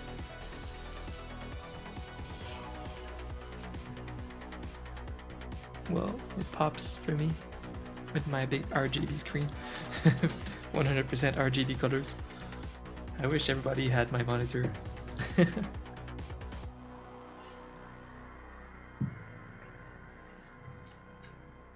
Nice. So if it looks also better, yeah, there's a pop here that I can see. It's perfect. Found it. Finished. We have the emote. First emote done. I'll come back, tweak them a little bit at the end and once they're all done. Yay! That means we have a mascot. Because now that it fits in the chat. Resolution. Oh, cute. Kevin, your mascot is born. What a time to be alive. I'm just glad you like it. It's great.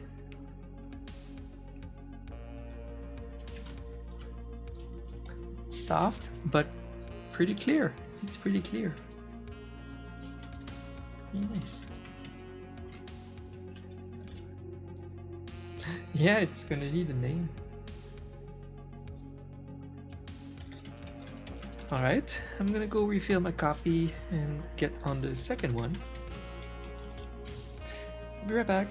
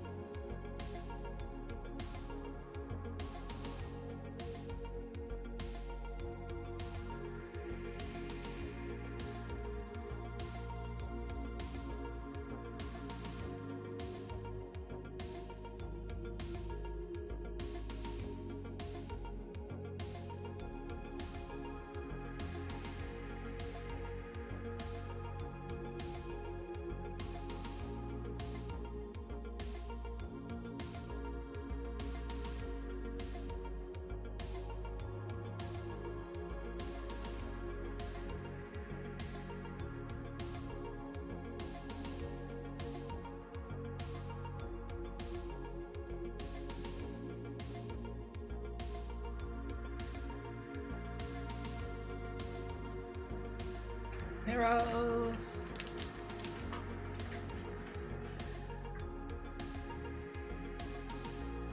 So sad that I spend my stream talking about food. That's how hard it is right now for me.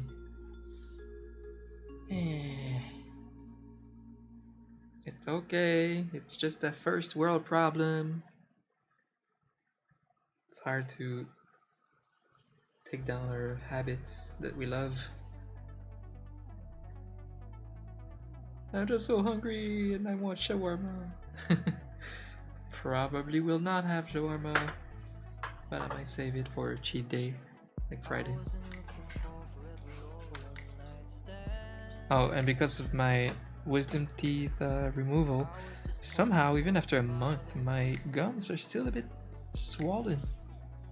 And so I can't have like hot coffee. So I'm starving, talking about shawarma,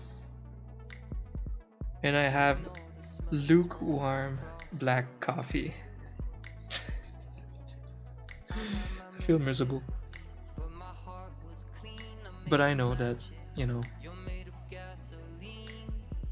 I'm not in a position to whine about anything in life. I know very well.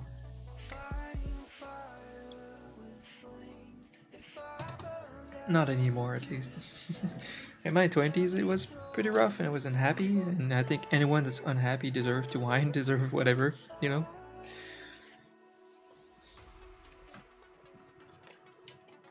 Yeah. Unhappy people deserve everything. I mean, it doesn't matter if their status is higher than another unhappy person. If you're unhappy, you're unhappy. But I'm happy and things are great right now, so I just, you know, no room to complain. Except, I'm hungry.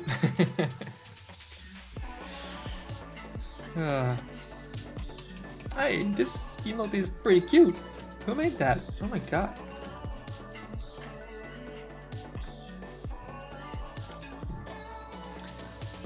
But yeah, I webcammed my sister and my parents this weekend, and they were like, "Oh my god, you look great!"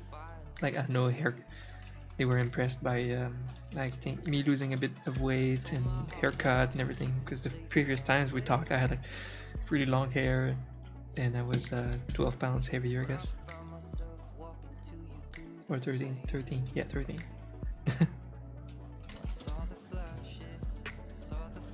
Well, it's great that it's noticeable.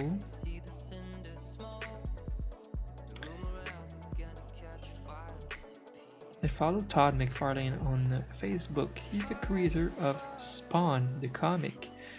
That's a comic that I used to love. Spawn was pretty cool. He was like the coolest anti-hero type of... Yeah, it was like a really weird comic. It's like horror, super dark. Basically me. Basically you, Kevin. Wait, that makes sense that you would like Spawn like I did. Because you're also into the same stuff, the dark stuff. Yes, I was introduced to a Spawn somewhere in high school. Oh, maybe even before high school. Yeah, I guess Spawn is pretty old and I'm pretty old, so... Yeah, I was like maybe 12, 13 when I was introduced to Spawn. I mean, I had a toy. I mean, I have a toy.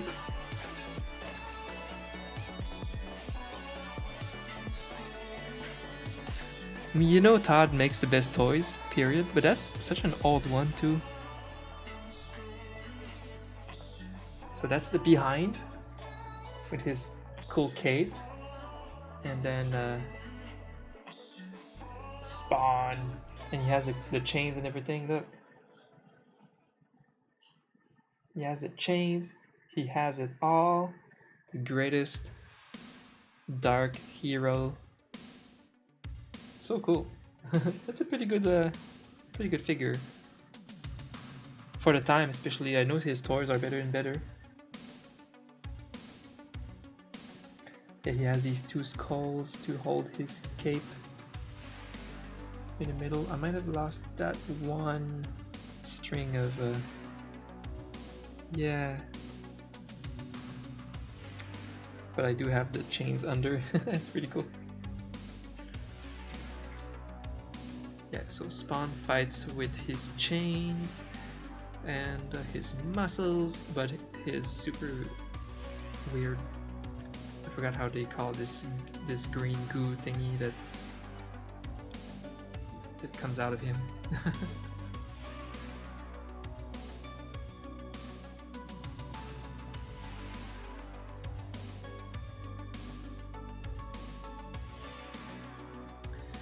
He's a really cool hero, and I thought the story was pretty good. I read the first 112 comics of Spawn.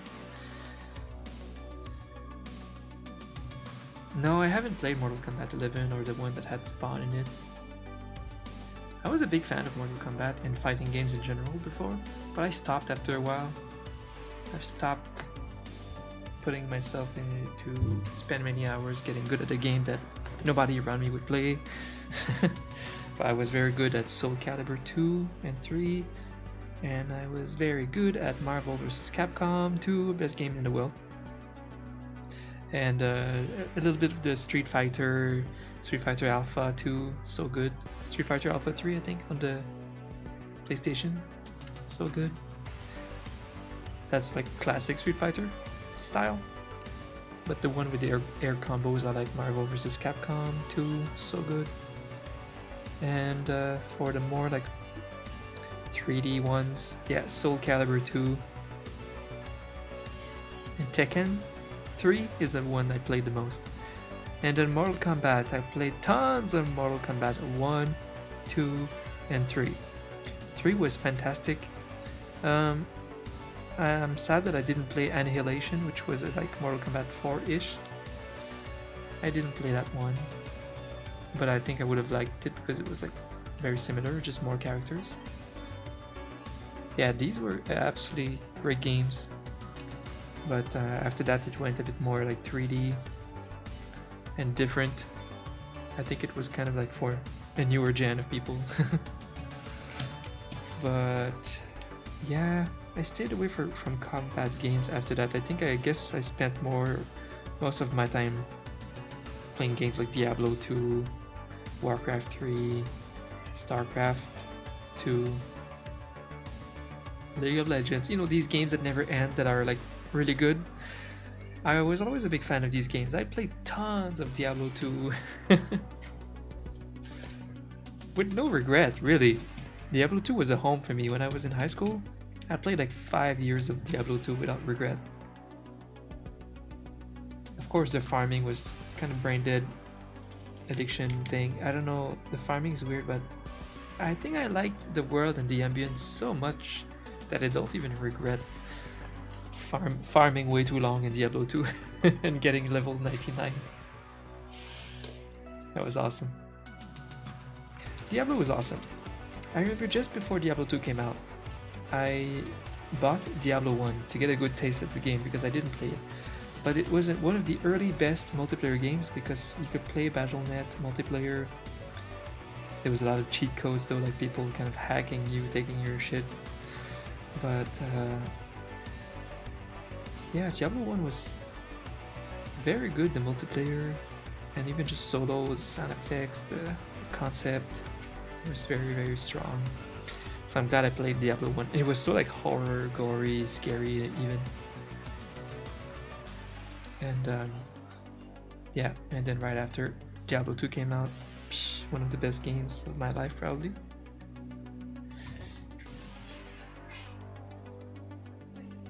I think we're the same person. Yes. In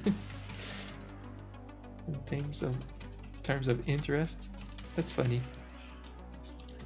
Well, let's see. Did you ever try the Dark Souls games? And if yes, how much do you like them?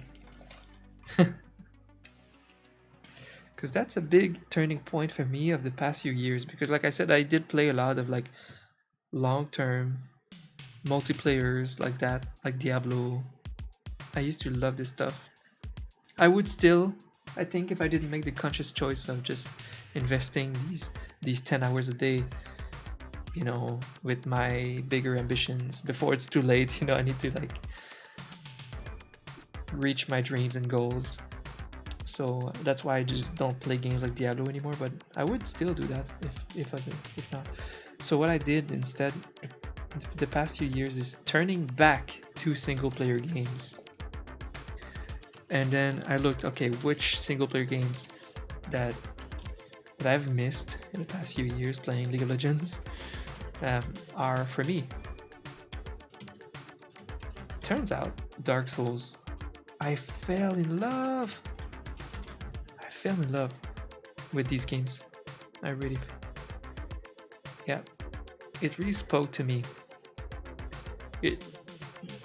Dark Souls 1 is like made with so much care, so much passion, and it's the closest feel to the feel that I've had when I was a kid and I was renting Nintendo NES games at a video store.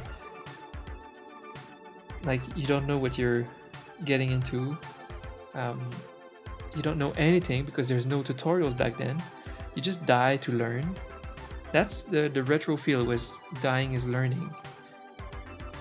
And there was this weird mystery because you don't have YouTube to see anything about the game that you're renting, that you're playing. It's just a complete mystery in the difficulty of the game. And you would just return the game after beating only one level because they were so hard. Well, Dark Souls kind of reminded me of that.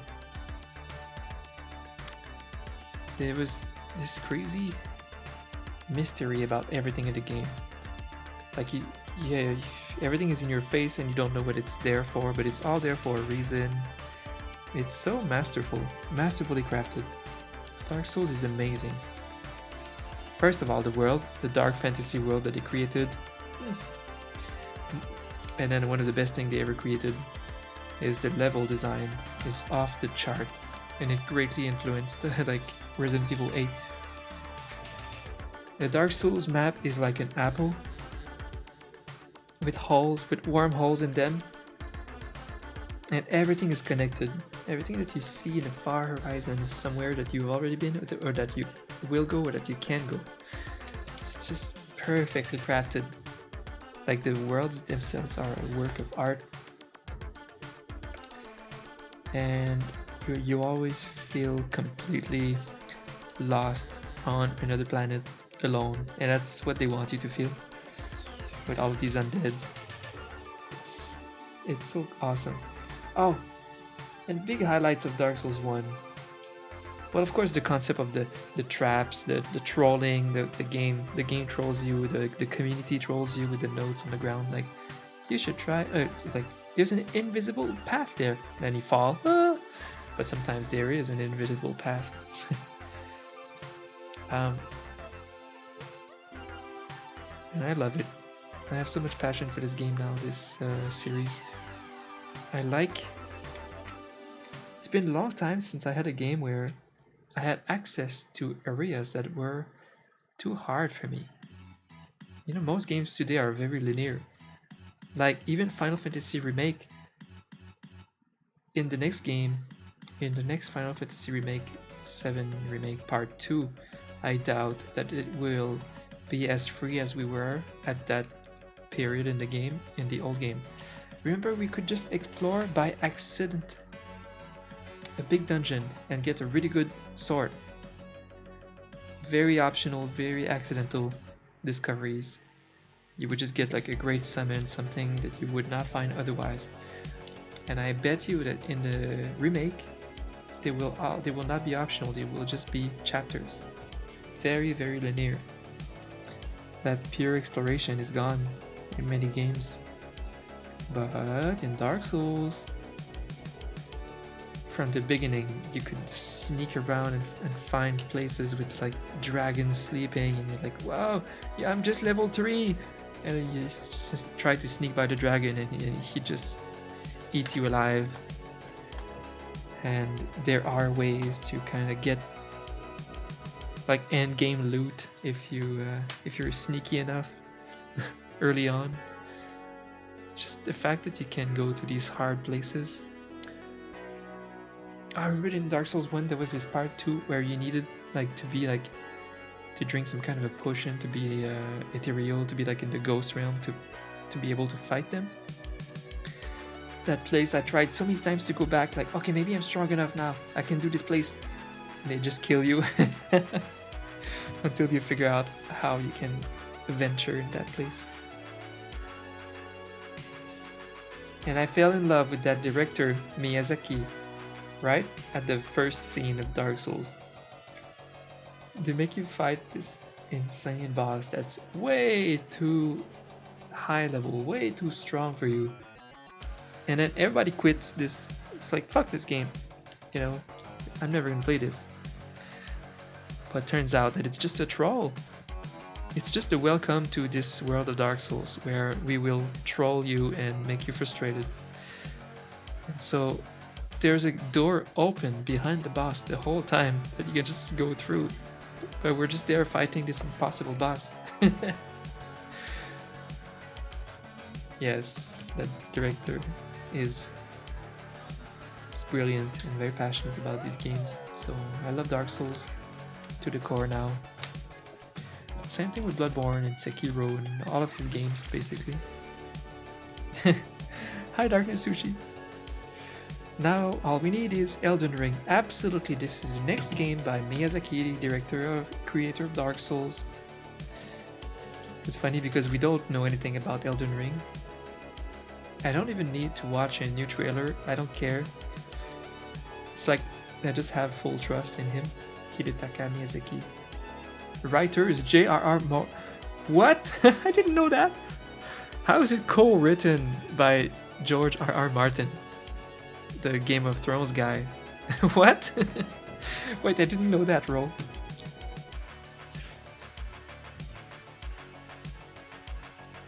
I did not know that it was co-written by this guy. What?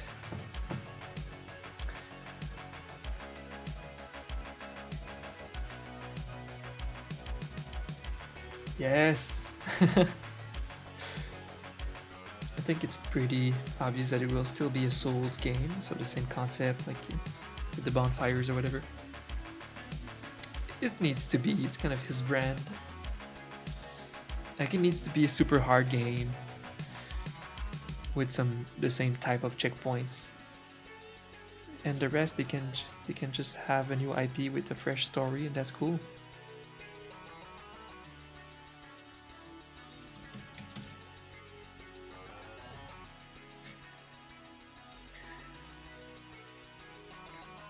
I heard they hired him for world building and writing, but Miyazaki took the physical game. What does that mean? The physical game?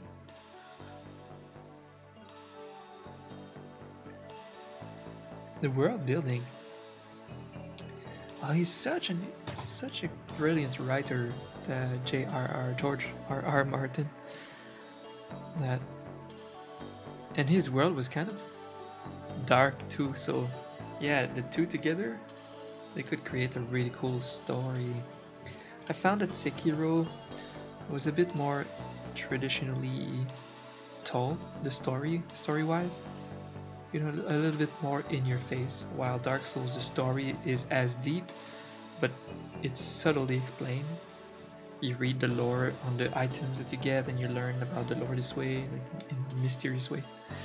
While Sekiro was more traditional, just see cutscenes and the story in your face.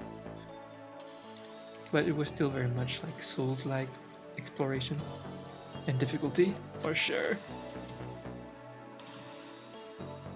Yeah, Bloodborne. Same way as Dark Souls, for sure.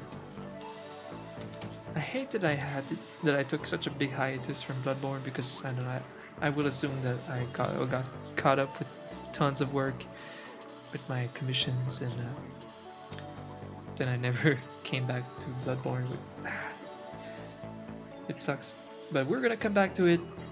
I'm gonna run it on the PlayStation 5. Maybe it's gonna load faster or something.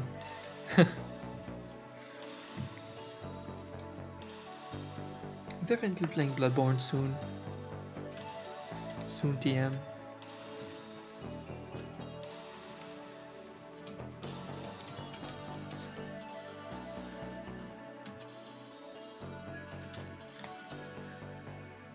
Yeah, Bloodborne also, like the world was so amazing. It was a bit more Diablo style too, like hellish a little bit than Dark Souls. A bit more hellish, but it's the whole Victorian era building, the structure and the armors, the Victorian style, the hats, the guns. Design-wise, it's another masterpiece for sure. Like half the fans of the Souls game prefer Bloodborne over Dark Souls, and the other half prefer Dark Souls. I'm like neutral. To me, they're all together. They're all great.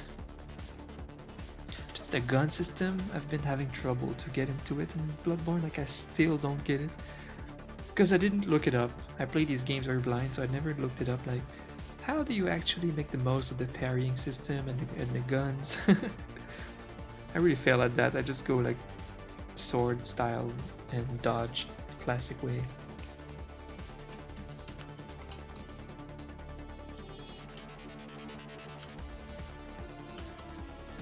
Well, yeah, I think I'll get back into Bloodborne soon. We're gonna finish that. So, right, Kevin said I played the original Demon Souls, but I didn't follow trend in playing Dark Souls games until recently. Yeah, that's fine. I mean, I discovered them late too. One of my best friends was telling me all about it, but for years, like the original Demon Souls, and he explained to me why it's so good and so original and brilliant and difficult, and and I thought, wow, that sounds cool. I was probably playing League of Legends full time, and now I get it. Now I freaking get it. So I played Demon Souls for the first time this year through the remake. I was so ready to play the original. I have it, but then the remake came, and I'm like, well, I'm not gonna play both of them in a row. I'll just play the remake. Sadly, because I like retro games, I would have liked to play the original too. But the craziest thing about Demon Souls is that I did not realize that they had everything figured out for the whole series in that game already. The whole system, the stats, the gear, the bonfires, it was literally another Dark Souls 1. I thought it was gonna be way more archaic, like an underdeveloped Dark Souls, you know, like having not nailed the system quite perfectly yet. No, it was like it could have been Dark Souls 4. It could have been Dark Souls 4, and I would have believed it. So yeah, I didn't realize Demon Souls was so polished already. They had everything figured out.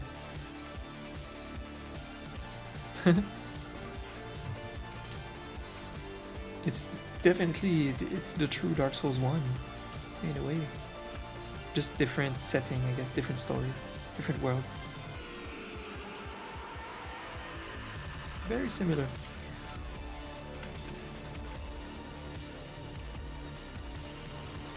I thought Dark Souls 3 was amazing, but there's something about Dark Souls 1 that we'll never get again. I think.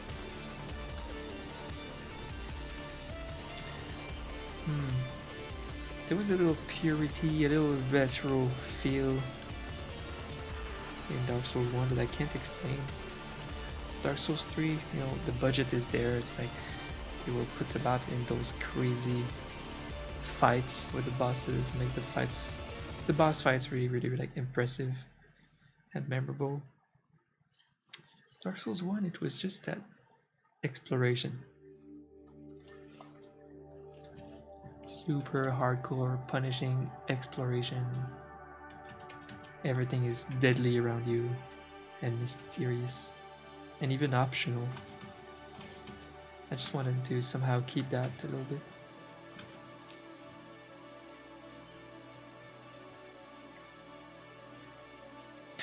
Yeah, that's the thing. I think, again, a lot of people preferred 3, a lot of people preferred 1. I did love all of them too. You know, Seldrin, actually, in our community, he's a huge fan of Dark Souls 2. And yeah, his favorite is the second one. The least popular one of the series. Oh, I think Hob, the Happy Hob, the big Dark Souls streamer, he says that he also really liked Dark Souls 2. And he said, fuck the haters, Dark Souls 2 is like the best. You know what? Normally the lasting appeal of a memory of a game that I have is the most important in how I rate a game or a movie. And I have a really strong memory of Dark Souls 2. So even though I struggled a lot, I swear a lot in Dark Souls 2. And some parts of the system, the mechanics, the HP mechanics was very frustrating.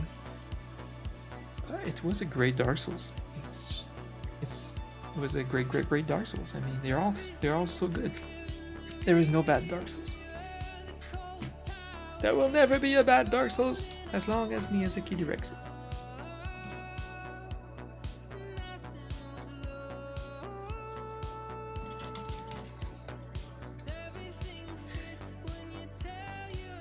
And the first one you played was 2.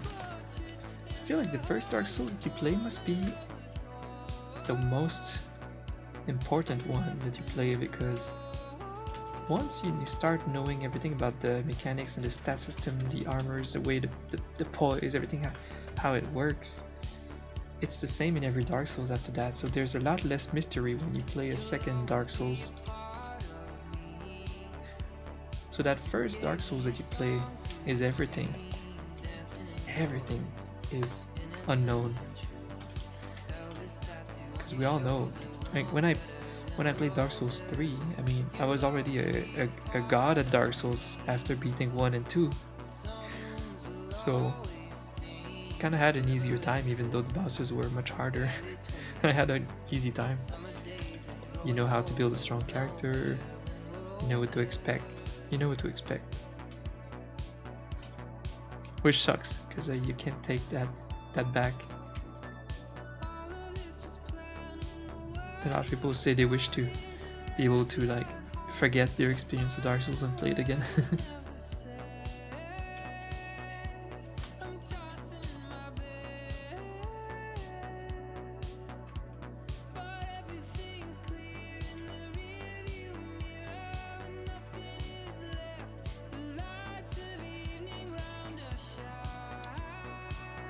So I don't know what to expect of Elden Ring. Probably something a bit, I feel like it's gonna be story-wise a bit like Sekiro, a bit more in your face again, especially if they hired this amazing writer. It's gonna be probably more story-driven than Dark Souls. More story-driven, but as we can tell just by the design of that helmet and stuff, it's like okay, it's still gonna be Dark Souls like. It's not gonna be samurai or anything. It's gonna be a bit Dark Souls like, but with probably some good story going on. The only thing we know for sure is patches. What do you mean?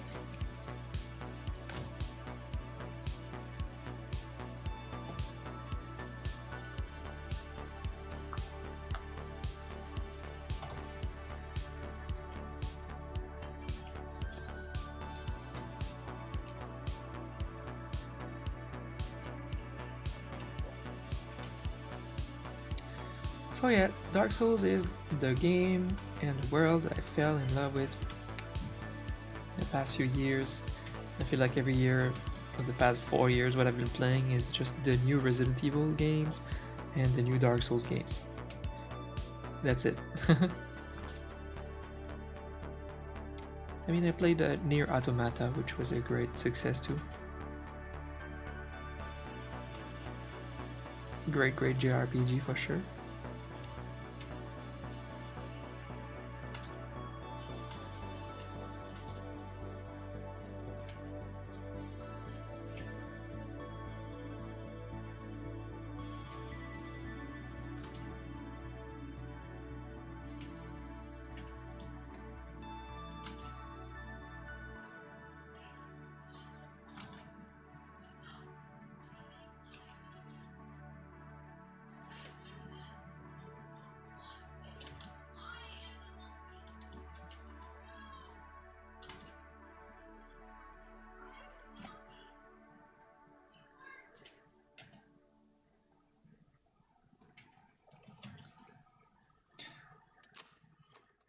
Yeah, Patches is a character, right?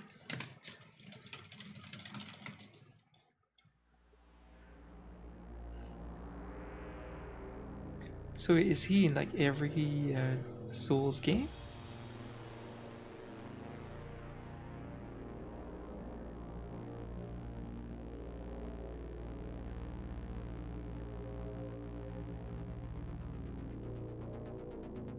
In every game?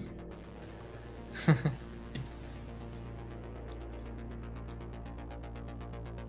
forgot about that.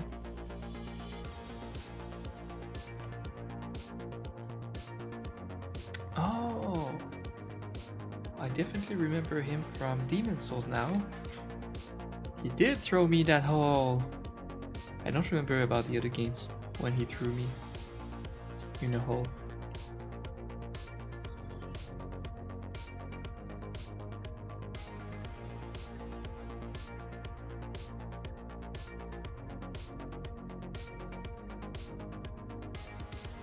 I need to replay all of the Dark Souls games. You just know that that's the reason I'm grinding on YouTube. If I can become independent of making commissions and just surviving with YouTube or whatever, I could play more games on Twitch. You know, I could just come here and hang out. And yeah, I would play a lot more retro games. I would play the Dark Souls again because I always wanted to play them more than once and try other classes. And they're such good games. I could easily have a great time playing them a second time each.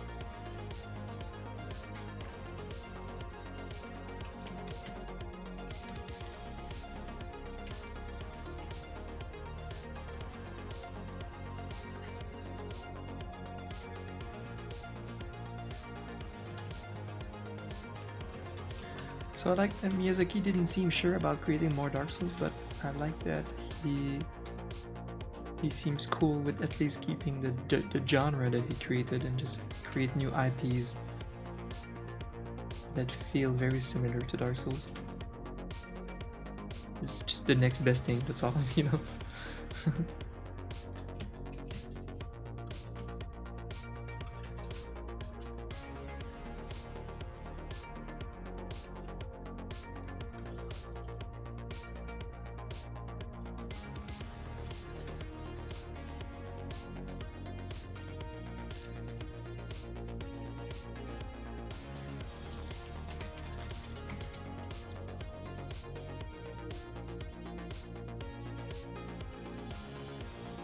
Raccoons.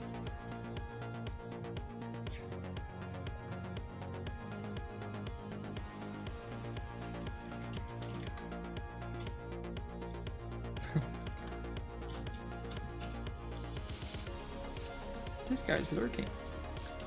Oh, he is.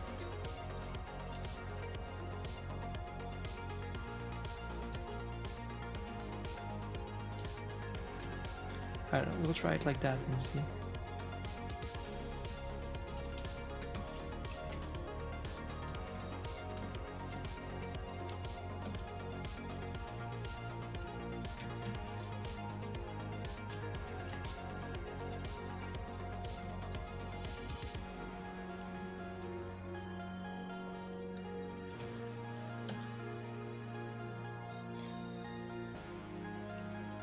Random thought about food because I keep thinking about food.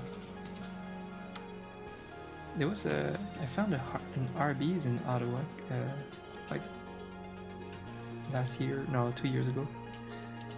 I have to try it. I have to try everything, especially the American branches, the chains, and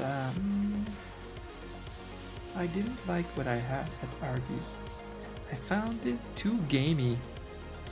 Too meaty, but it's the whole thing about Arby's. It's like you go there if you like the meat-heavy sandwich with cheese and just. I feel like when I was like 20, I would have loved it, but now I'm different about meat lately. I'm very different. I'm so aware of everything that food does to your body and where it comes from. I don't like eating just a shit ton of meat anymore. Meat is like a treat for me,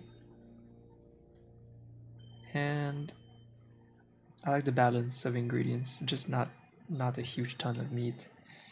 Yeah, I feel like there might be some sandwiches at Arby's that I would enjoy. Yeah, just the one I had was, and it's just an insane pile of meat. I was like, that's weird. That is weird. Like a good balance of meat is Subway. Tons of veggies, a little bit of meat, big bread, 1,000 calories, tons of mayonnaise. Oh yeah. I was gonna wait. I was gonna forget about the mayonnaise. No Subway without mayonnaise. Are you kidding me? But Arby's, yeah, Arby's, it's the wrong ratio. It's just like meat, bread, cheese. Nah, it ain't it. It ain't it. But the fries though, the fries are fun, right? Arby's fries are fun. I did find it fun, and I thought to myself, did we try the poutine? Because that's the magical part about living here, is that every American chain has a few Canadian staples added to the menu. So all of them have poutine. So you go to Dairy Queens, they have poutine. And that's really fun to like discover. I mean, poutine is different everywhere, so it's always fun to try all of them really. So like McDonald's has a very popular poutine, and it's very different from most poutine places. It's a different style, but it's kind of good. So yeah, it's interesting to think about the American chains here and their poutine. It's something very unique to us.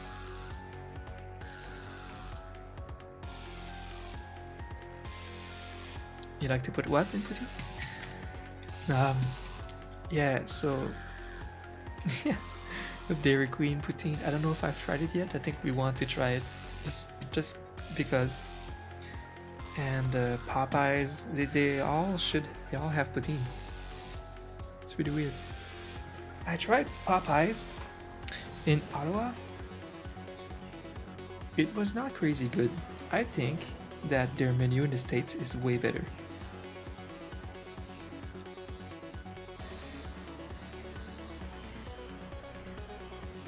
I was leaving hungry, and that rarely happens even in Canadian restaurants.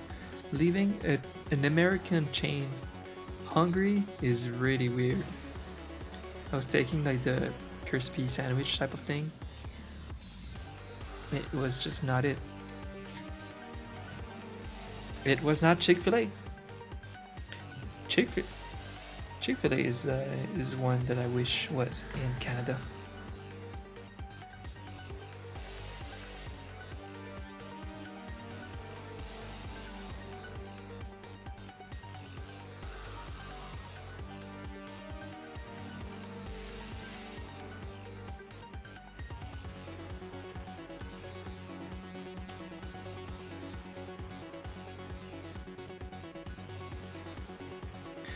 Oh yeah.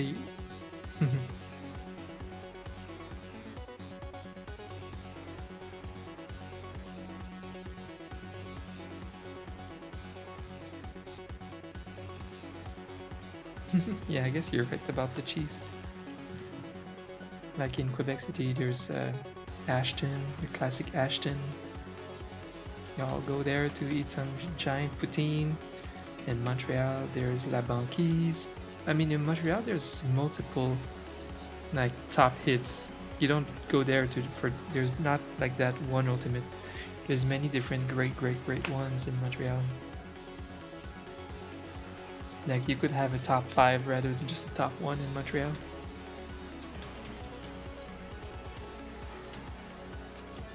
And then after that, I like that every year there's like a poutine reviewers review like the best poutine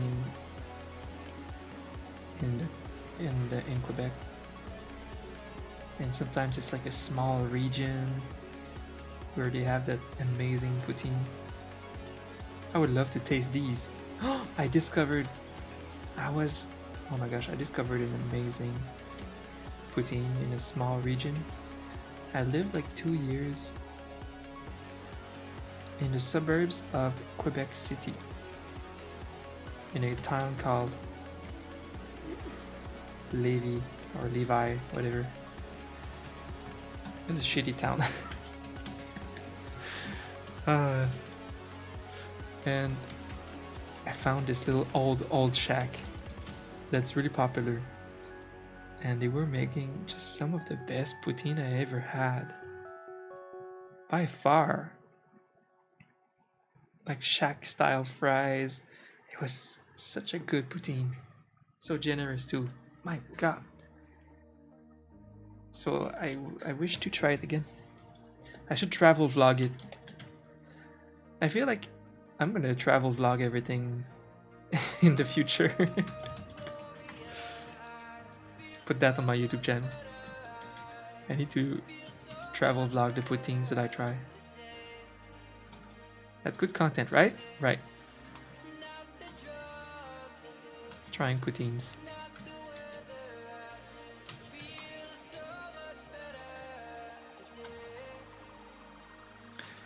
Oh, there are moments too that make poutine more satisfying. A great example is skiing all day, and then you go to the chalet, the ski chalet thing, cottage, whatever you call it in English, and you have some poutine there. It's just, oh yeah, it hits at the right spot. You want some good comfort food after a day skiing.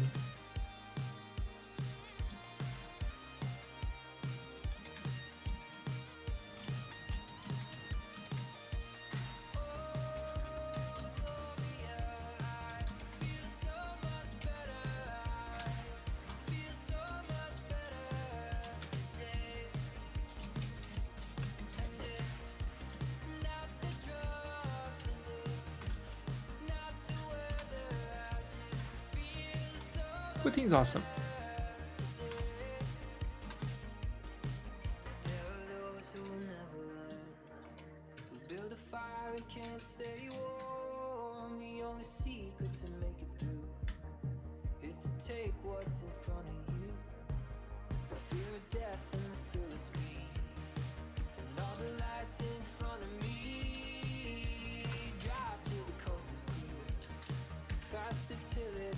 It's pretty incredible that I don't know, like America is like world's best for fast food, but they have not introduced poutine properly. I have a document, a whole folder in my other PC. I need to transfer it to this PC, where people sent me pictures of poutine from restaurants that they visited at many different places in the States, and they were all atrocities. They were all monster poutines that should not exist, like with an eggs in them, like stuff like that, like things. And they were missing often some of the core ingredients. There's just 3 ingredients. Come on, get it right. If you want to add toppings, at least have these 3 ingredients and then add topping. And of course, a lot of poutine they have in the States are like with like orange nachos cheese, you know, like just that goo. Oh my god. Nachos cheese on your poutine.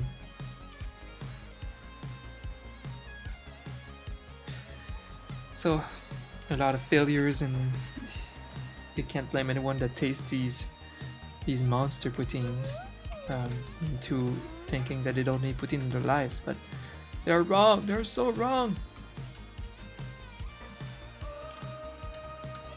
I think everybody that tastes a real poutine likes it.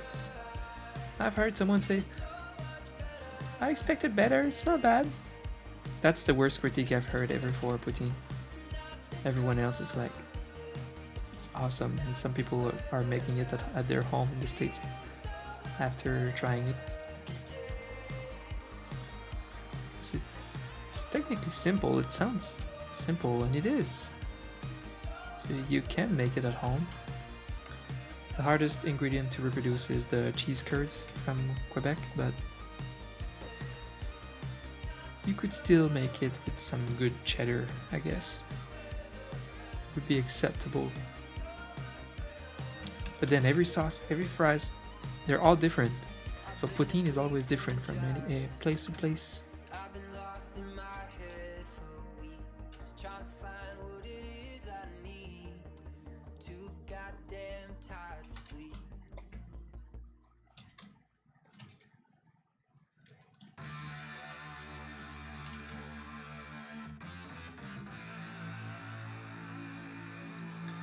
Well, that's the beautiful thing about traveling. You discover the best foods from all around the world, and I can't wait to discover the great things in Europe and Japan.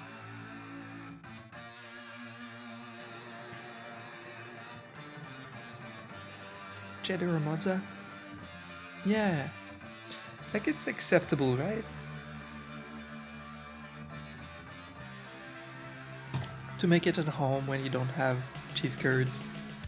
But of course the best is you go to the grocery store in Canada, get some cheese curds, get some good fries, get some good poutine sauce, and you can make a decent poutine at home for sure. Decent. It's never gonna be as good as actually frying in a frying machine your fries, like deep frying.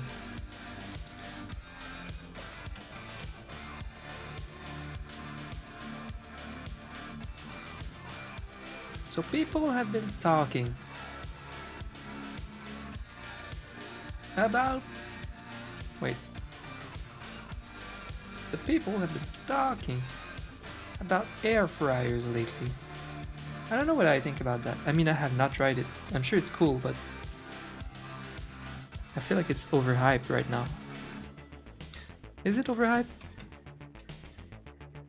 Air frying. Like some people I know on Twitter are like, I don't know, they're all over it. Ah, shit. No, I forgot the eye patches. No.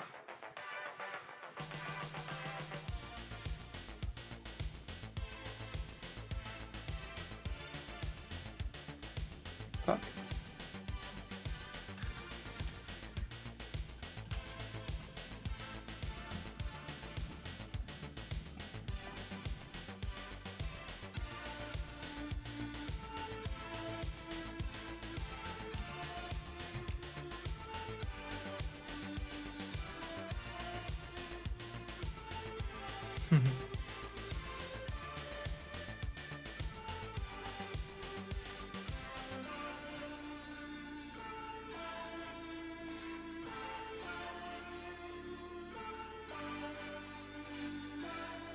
Yeah, cheddar is a bit more strong taste than mods. I like it better.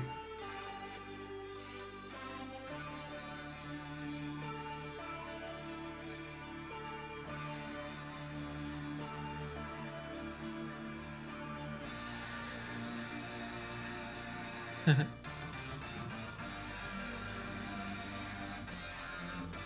still don't know if I will survive today without ordering shawarma.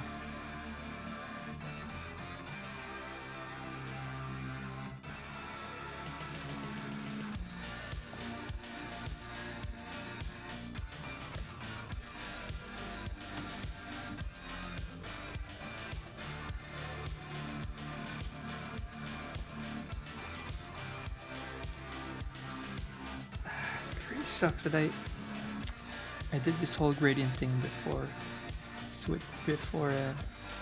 I forgot the eye patches. So I'm gonna have to redo this.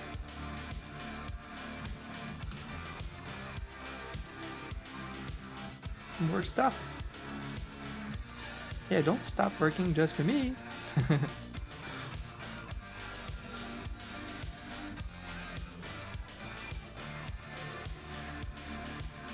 I definitely stream at work time for North Americans.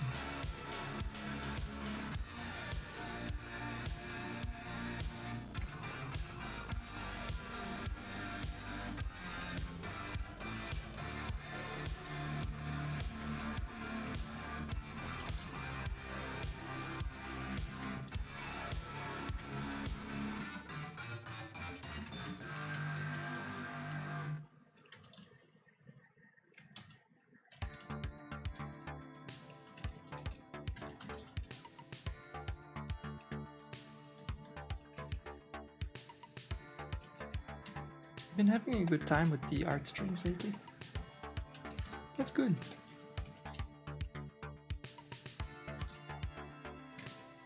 Because they're more like chatty streams than when we play games.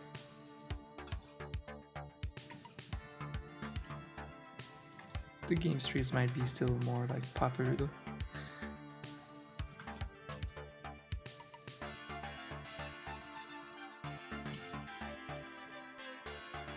Damn, that's kind of cute.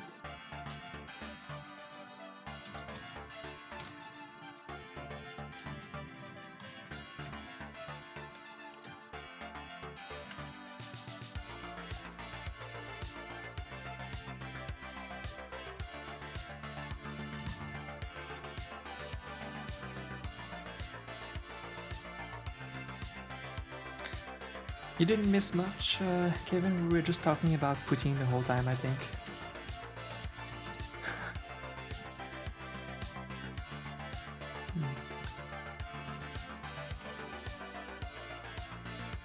Meanwhile, I'm just sitting on a 350 calorie smoothie since 6 hours. And that is how you lose weight, folks. By suffering.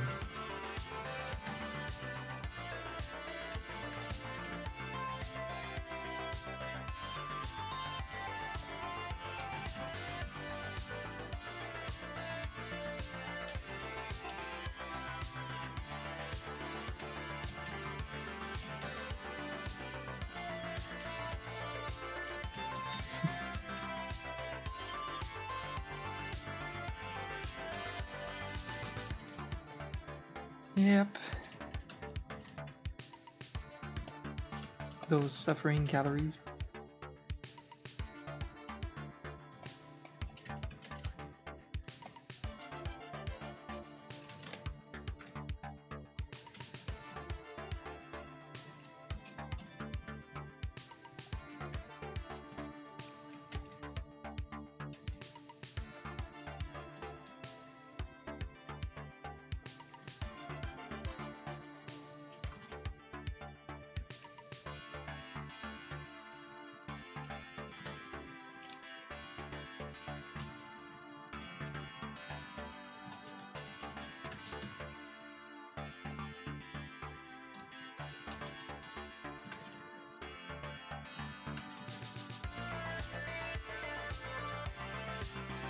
Kevin, did you ever have poutine in your life? Not in America. Not in America. Oh,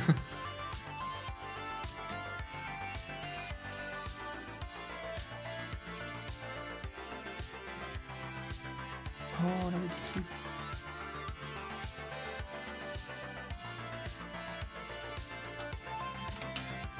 Alright.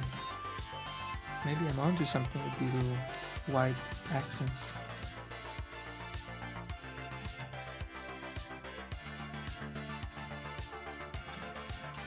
Did I take the wrong route?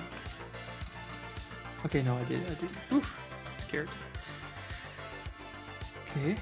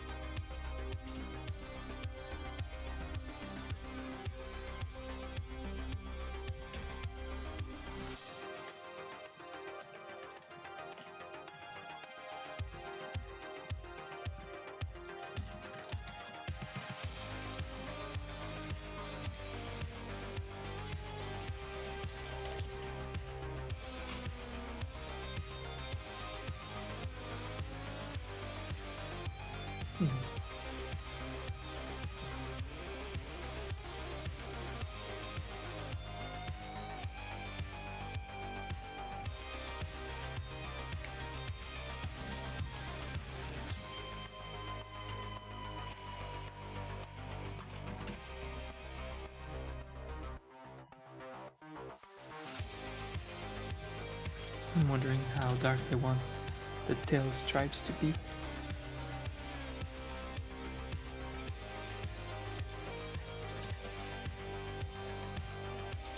The idea of the character is that he's pretty pale in general, which is a style, but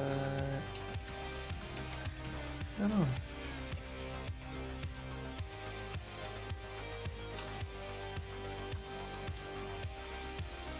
Maybe.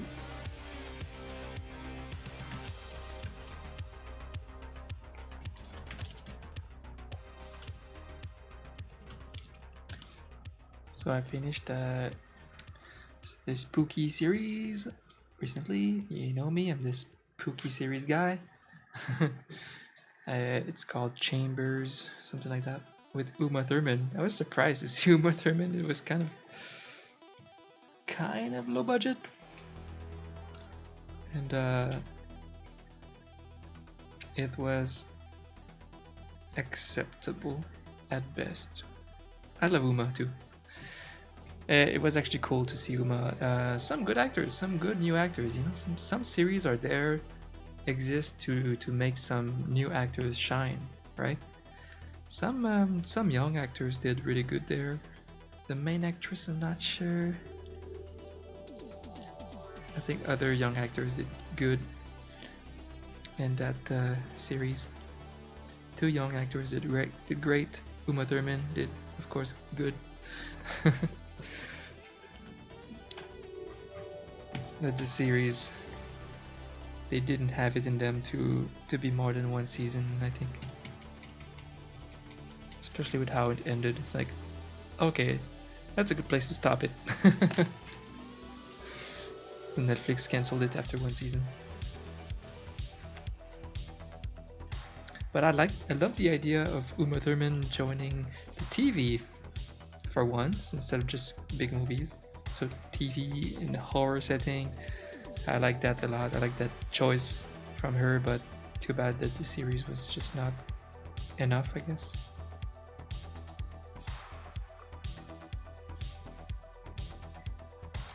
I love when like AAA actors are joining TV series.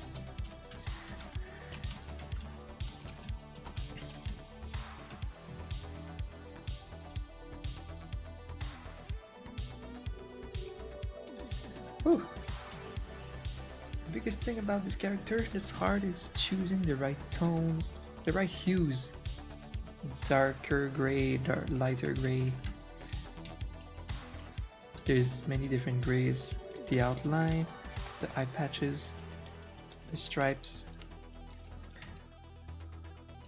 I'm having trouble figuring out exactly how it should be. If we have, yeah.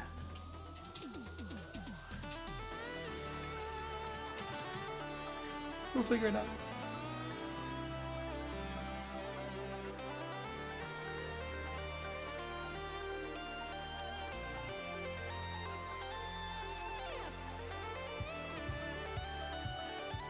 I think even more saturated blue would be okay.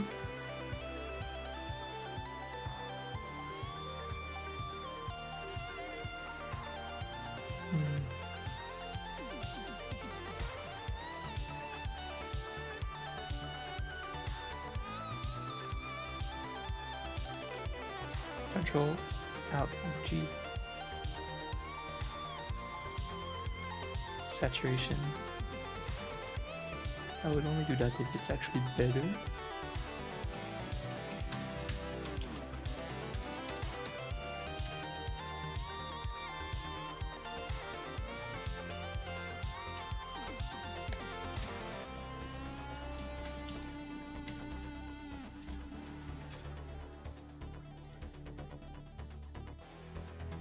Huh.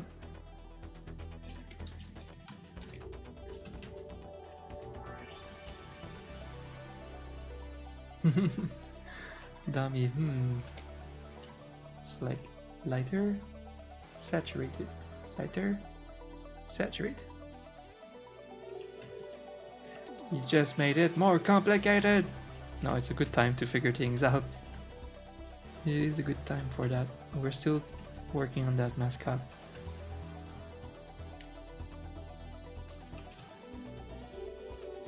What I should do is, I think, can I copy?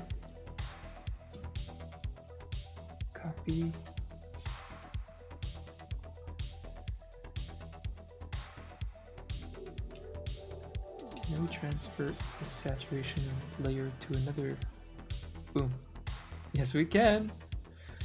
And Photoshop is powerful.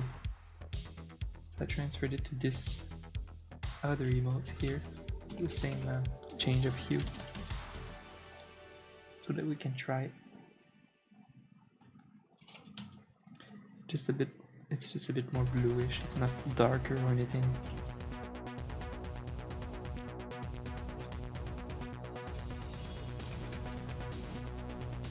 I would need to like look at it with a little bit of a fresher eye to tell my opinion on it. I love that me and some emote artist friends are becoming such good friends now, like Ugu Bear and Miao Yin. Which is because they become co-workers, you know, like someone that knows everything about your job, that knows what you're going through, the little, you know, because when your job is so unique, you have no one to rant to about your job. It's good to have someone to rant with. Or not necessarily rant, but just someone who gets your job like to the core, because they go through the same phases and stuff. Hi Keravel, welcome.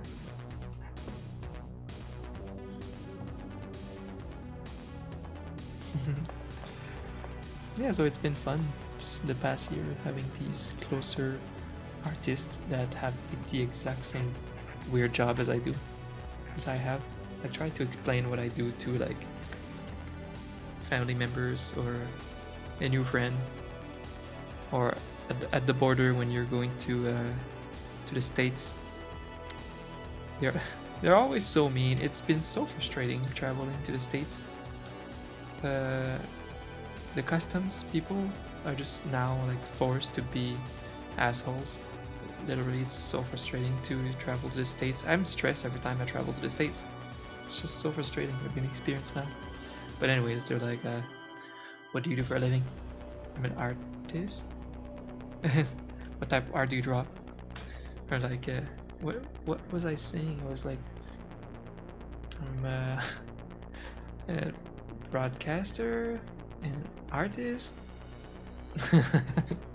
And they make me dig like, okay, what do you broadcast, where do you broadcast, and whatever. Oof. It's really weird explaining what I do, because it's more than one job. I'm a freelancing artist and broadcaster, but now it's becoming more like content creator, so it's more like artist and content creator is my job. The title will change every year. I'm definitely a content creator now, you know, I make content on Twitch and YouTube, no matter what my size is, and it's still a big part of my business.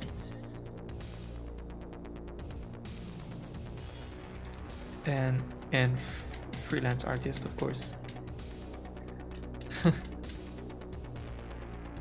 What if you're only making art for YouTube and you survive and you succeed because of that? Are you a YouTuber? Are you an artist? Are you both? Yeah, you're both. So then you have to be like, I'm a YouTuber and an artist. I don't know. And then if you create content from more than one platform, then you're a content creator. If you're mostly on Instagram, taking pictures and vlog traveling, then you're an influencer. I'm trying to follow. I'm trying. I hate the term influencer though. Damn.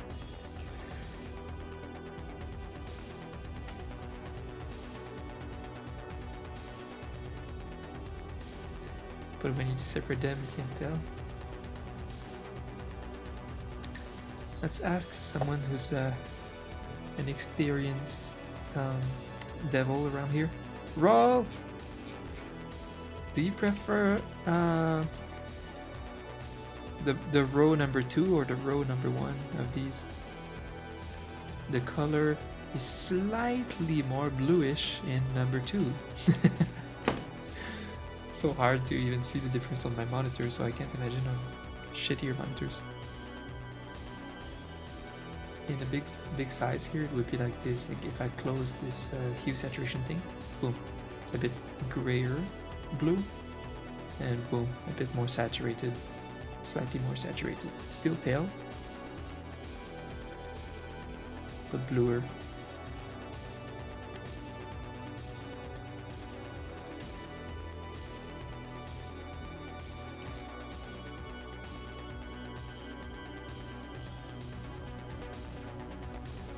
Yeah, we'd be more mainstream.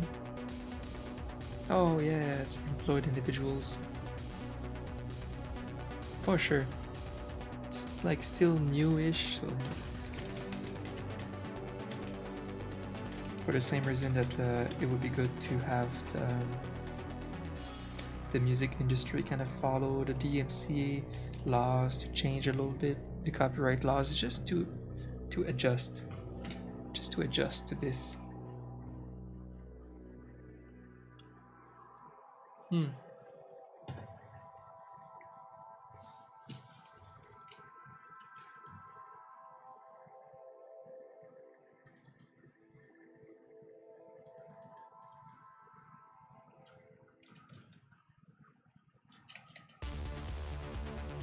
I would lean towards blue also a little bit. It still has the same essence as being like pastel and pale. A little bit more blue.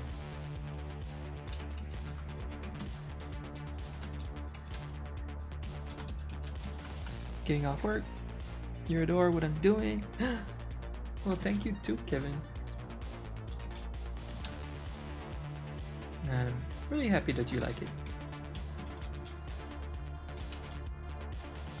And we're gonna make more of these.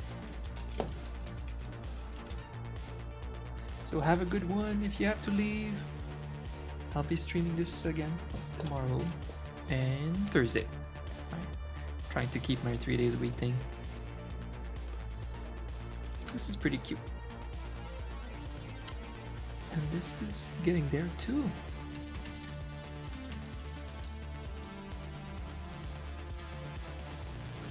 I will leave soon. It would be good if I can have a bit more of that little paw at the end here. Cuteness for cuteness. You're taking tomorrow off.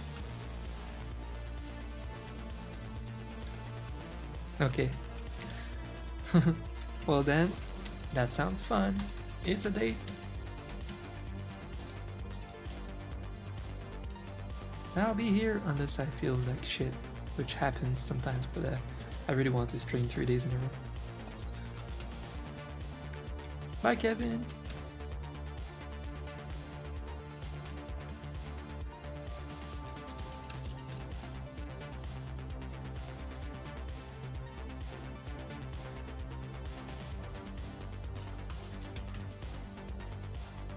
Looks pretty clean. I guess my only dilemma is which color tones I use for the stripes, and then that's pretty good. Yeah, thank you.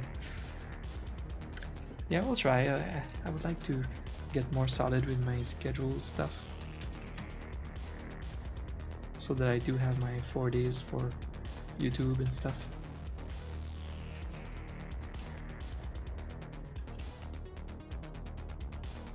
Last week it went pretty well, streaming 3 days.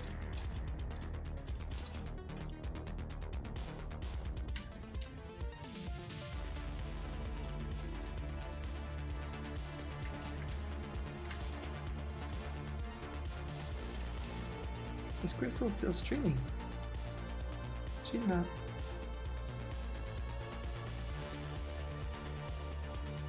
Whoa, Germany also has ketchup chips?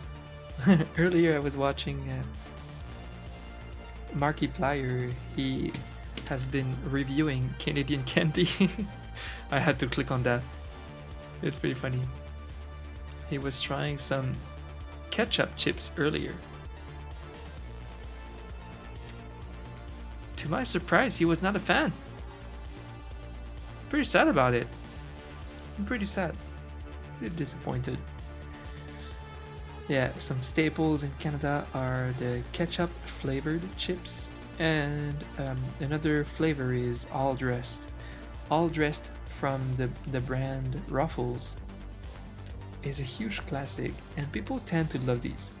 People tend to try them for the first time and say, "That's a good chip." The all dressed flavor. Most of us here don't even know the origin of like what's all dressed about it. What does it mean? I looked it up recently. It means a combination of 3 classic chip flavors: barbecue, salt and vinegar, and ketchup. It's the most random thing ever, but the combo of these flavors is just so good. It's very much like barbecue chips mixed with salt and vinegar. That would be a good description of it. So it's a bit like sour, but barbecue-y at the same time. Very good, very good. All dressed is a great chips flavor. Ketchup is hit or miss. Some people love it and others just don't. I love it, just not every day. I would get tired of it more than other flavors, but it is uniquely very good. And he doesn't have the Mae West and Joe Louis wrapped up cakes that we have. That is a very big staple of Canada, the Joe Louis. It's very good. The only reason I don't have a Joe Louis every day is because I care about my weight. I know there's not a lot of classics here. Like, what is that? You know? Crispers, okay. Whippet, yeah. From the brand Vachon, yes. Wait, that's not even... Not sure what that brand is. There? The Bear Paws, yeah, that's a thing. It's a molasses cookie. Like very soft cookie. Oh yeah, and the classic Smarties. The whole thing about Smarties is so funny. Versus America. What is it again?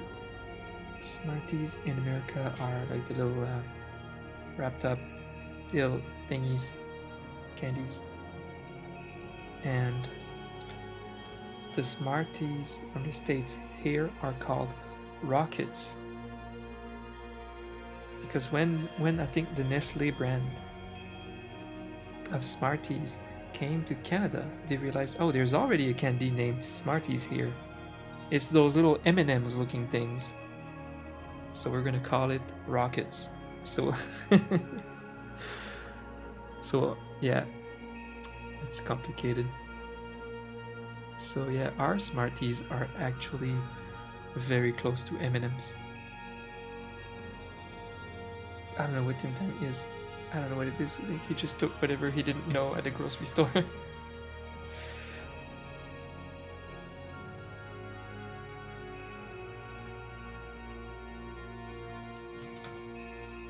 This looks good. You know what? This looks pretty good. Do we agree on that? I think so. Okay, this one, the color of the stripes is too great. It needs to be a bit bluer. Okay, boom. I think I'm sold on going a bit bluish instead of like whiter like this. Like on the saturation, boom, a bit bluer. I think it's the good call here. Turns out, in big size, more desaturated made sense, but in small size for the chat, a little bit more saturated makes more sense. And it still shines from being a pastel-looking, pale character, even if it's more blue than before. So it's a win. It's a win-win. I want shawarma.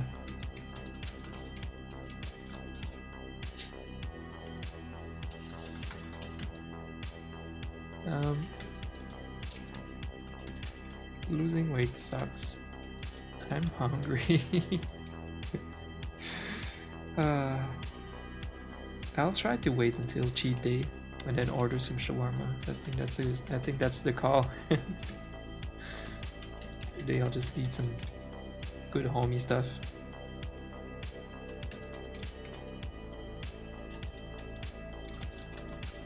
Okay, is this the right tone? Or do we need to go more pale? And more blue? Ah, no.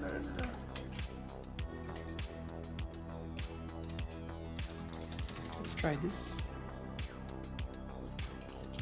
Turns out darker is a little better here.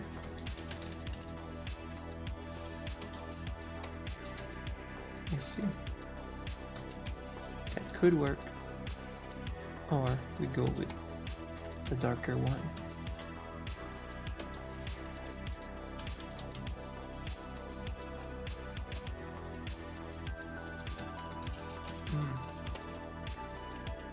That's a hard one.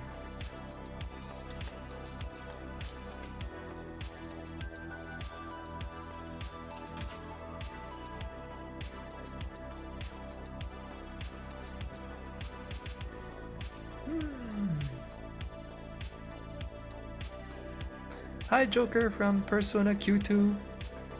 Welcome. Doing very good. I'm almost about to wrap up this stream and go get some food because I only had this tiny smoothie this morning because I'm losing weight and it sucks. Most of my topics today were food.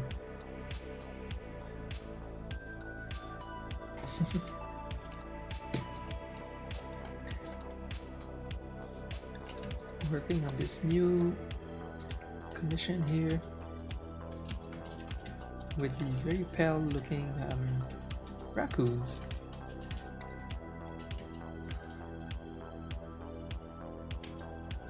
I think I'm leaning towards the darker stripes.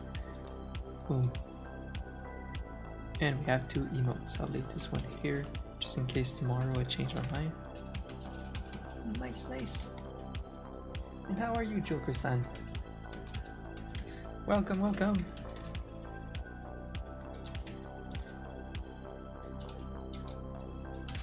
This. Nice. Pretty happy with this. It's unique. It's a pastel color palette. I'm already exhausted. Damn. What sucks is if I end my stream, I go eat, and after that I need to work still. Like I need to work every single day. The pain of being a content creator. I need to go work on my artwork so that I can eventually put it on YouTube. Woo! Can't wait to be like better and faster at making these artworks. That's really the goal. How long have I been live? Time. Almost 4 hours. That's a good minimum. We made 2 emotes out of 5. That's a good minimum again. I used to be so much faster. Now I'm like, meh. Just talk most of the day. Alright. Yeah, okay. Pretty happy with this result. You know, I think I'm already gonna call it. This way I'll be productive and continue my artwork for YouTube this evening. And I'll have the energy to stream tomorrow and the day after. That's great.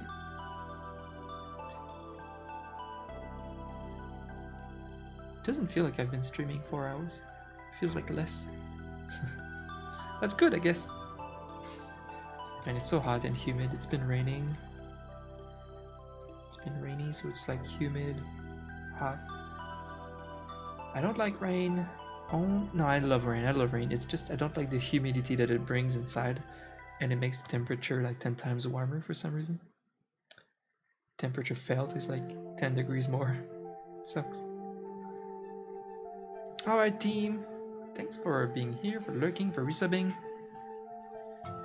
Appreciate all of you a megaton. Have a great evening. And yeah, I'll be back tomorrow for another early-ish stream. around 1 p.m. Eastern. We're gonna have another cool playlist and continue these little trash pandas, I think. There's 3 more to make, and then of course we have a lot more things after that. Alright, I'll see you guys tomorrow. Have a great evening. Bye bye.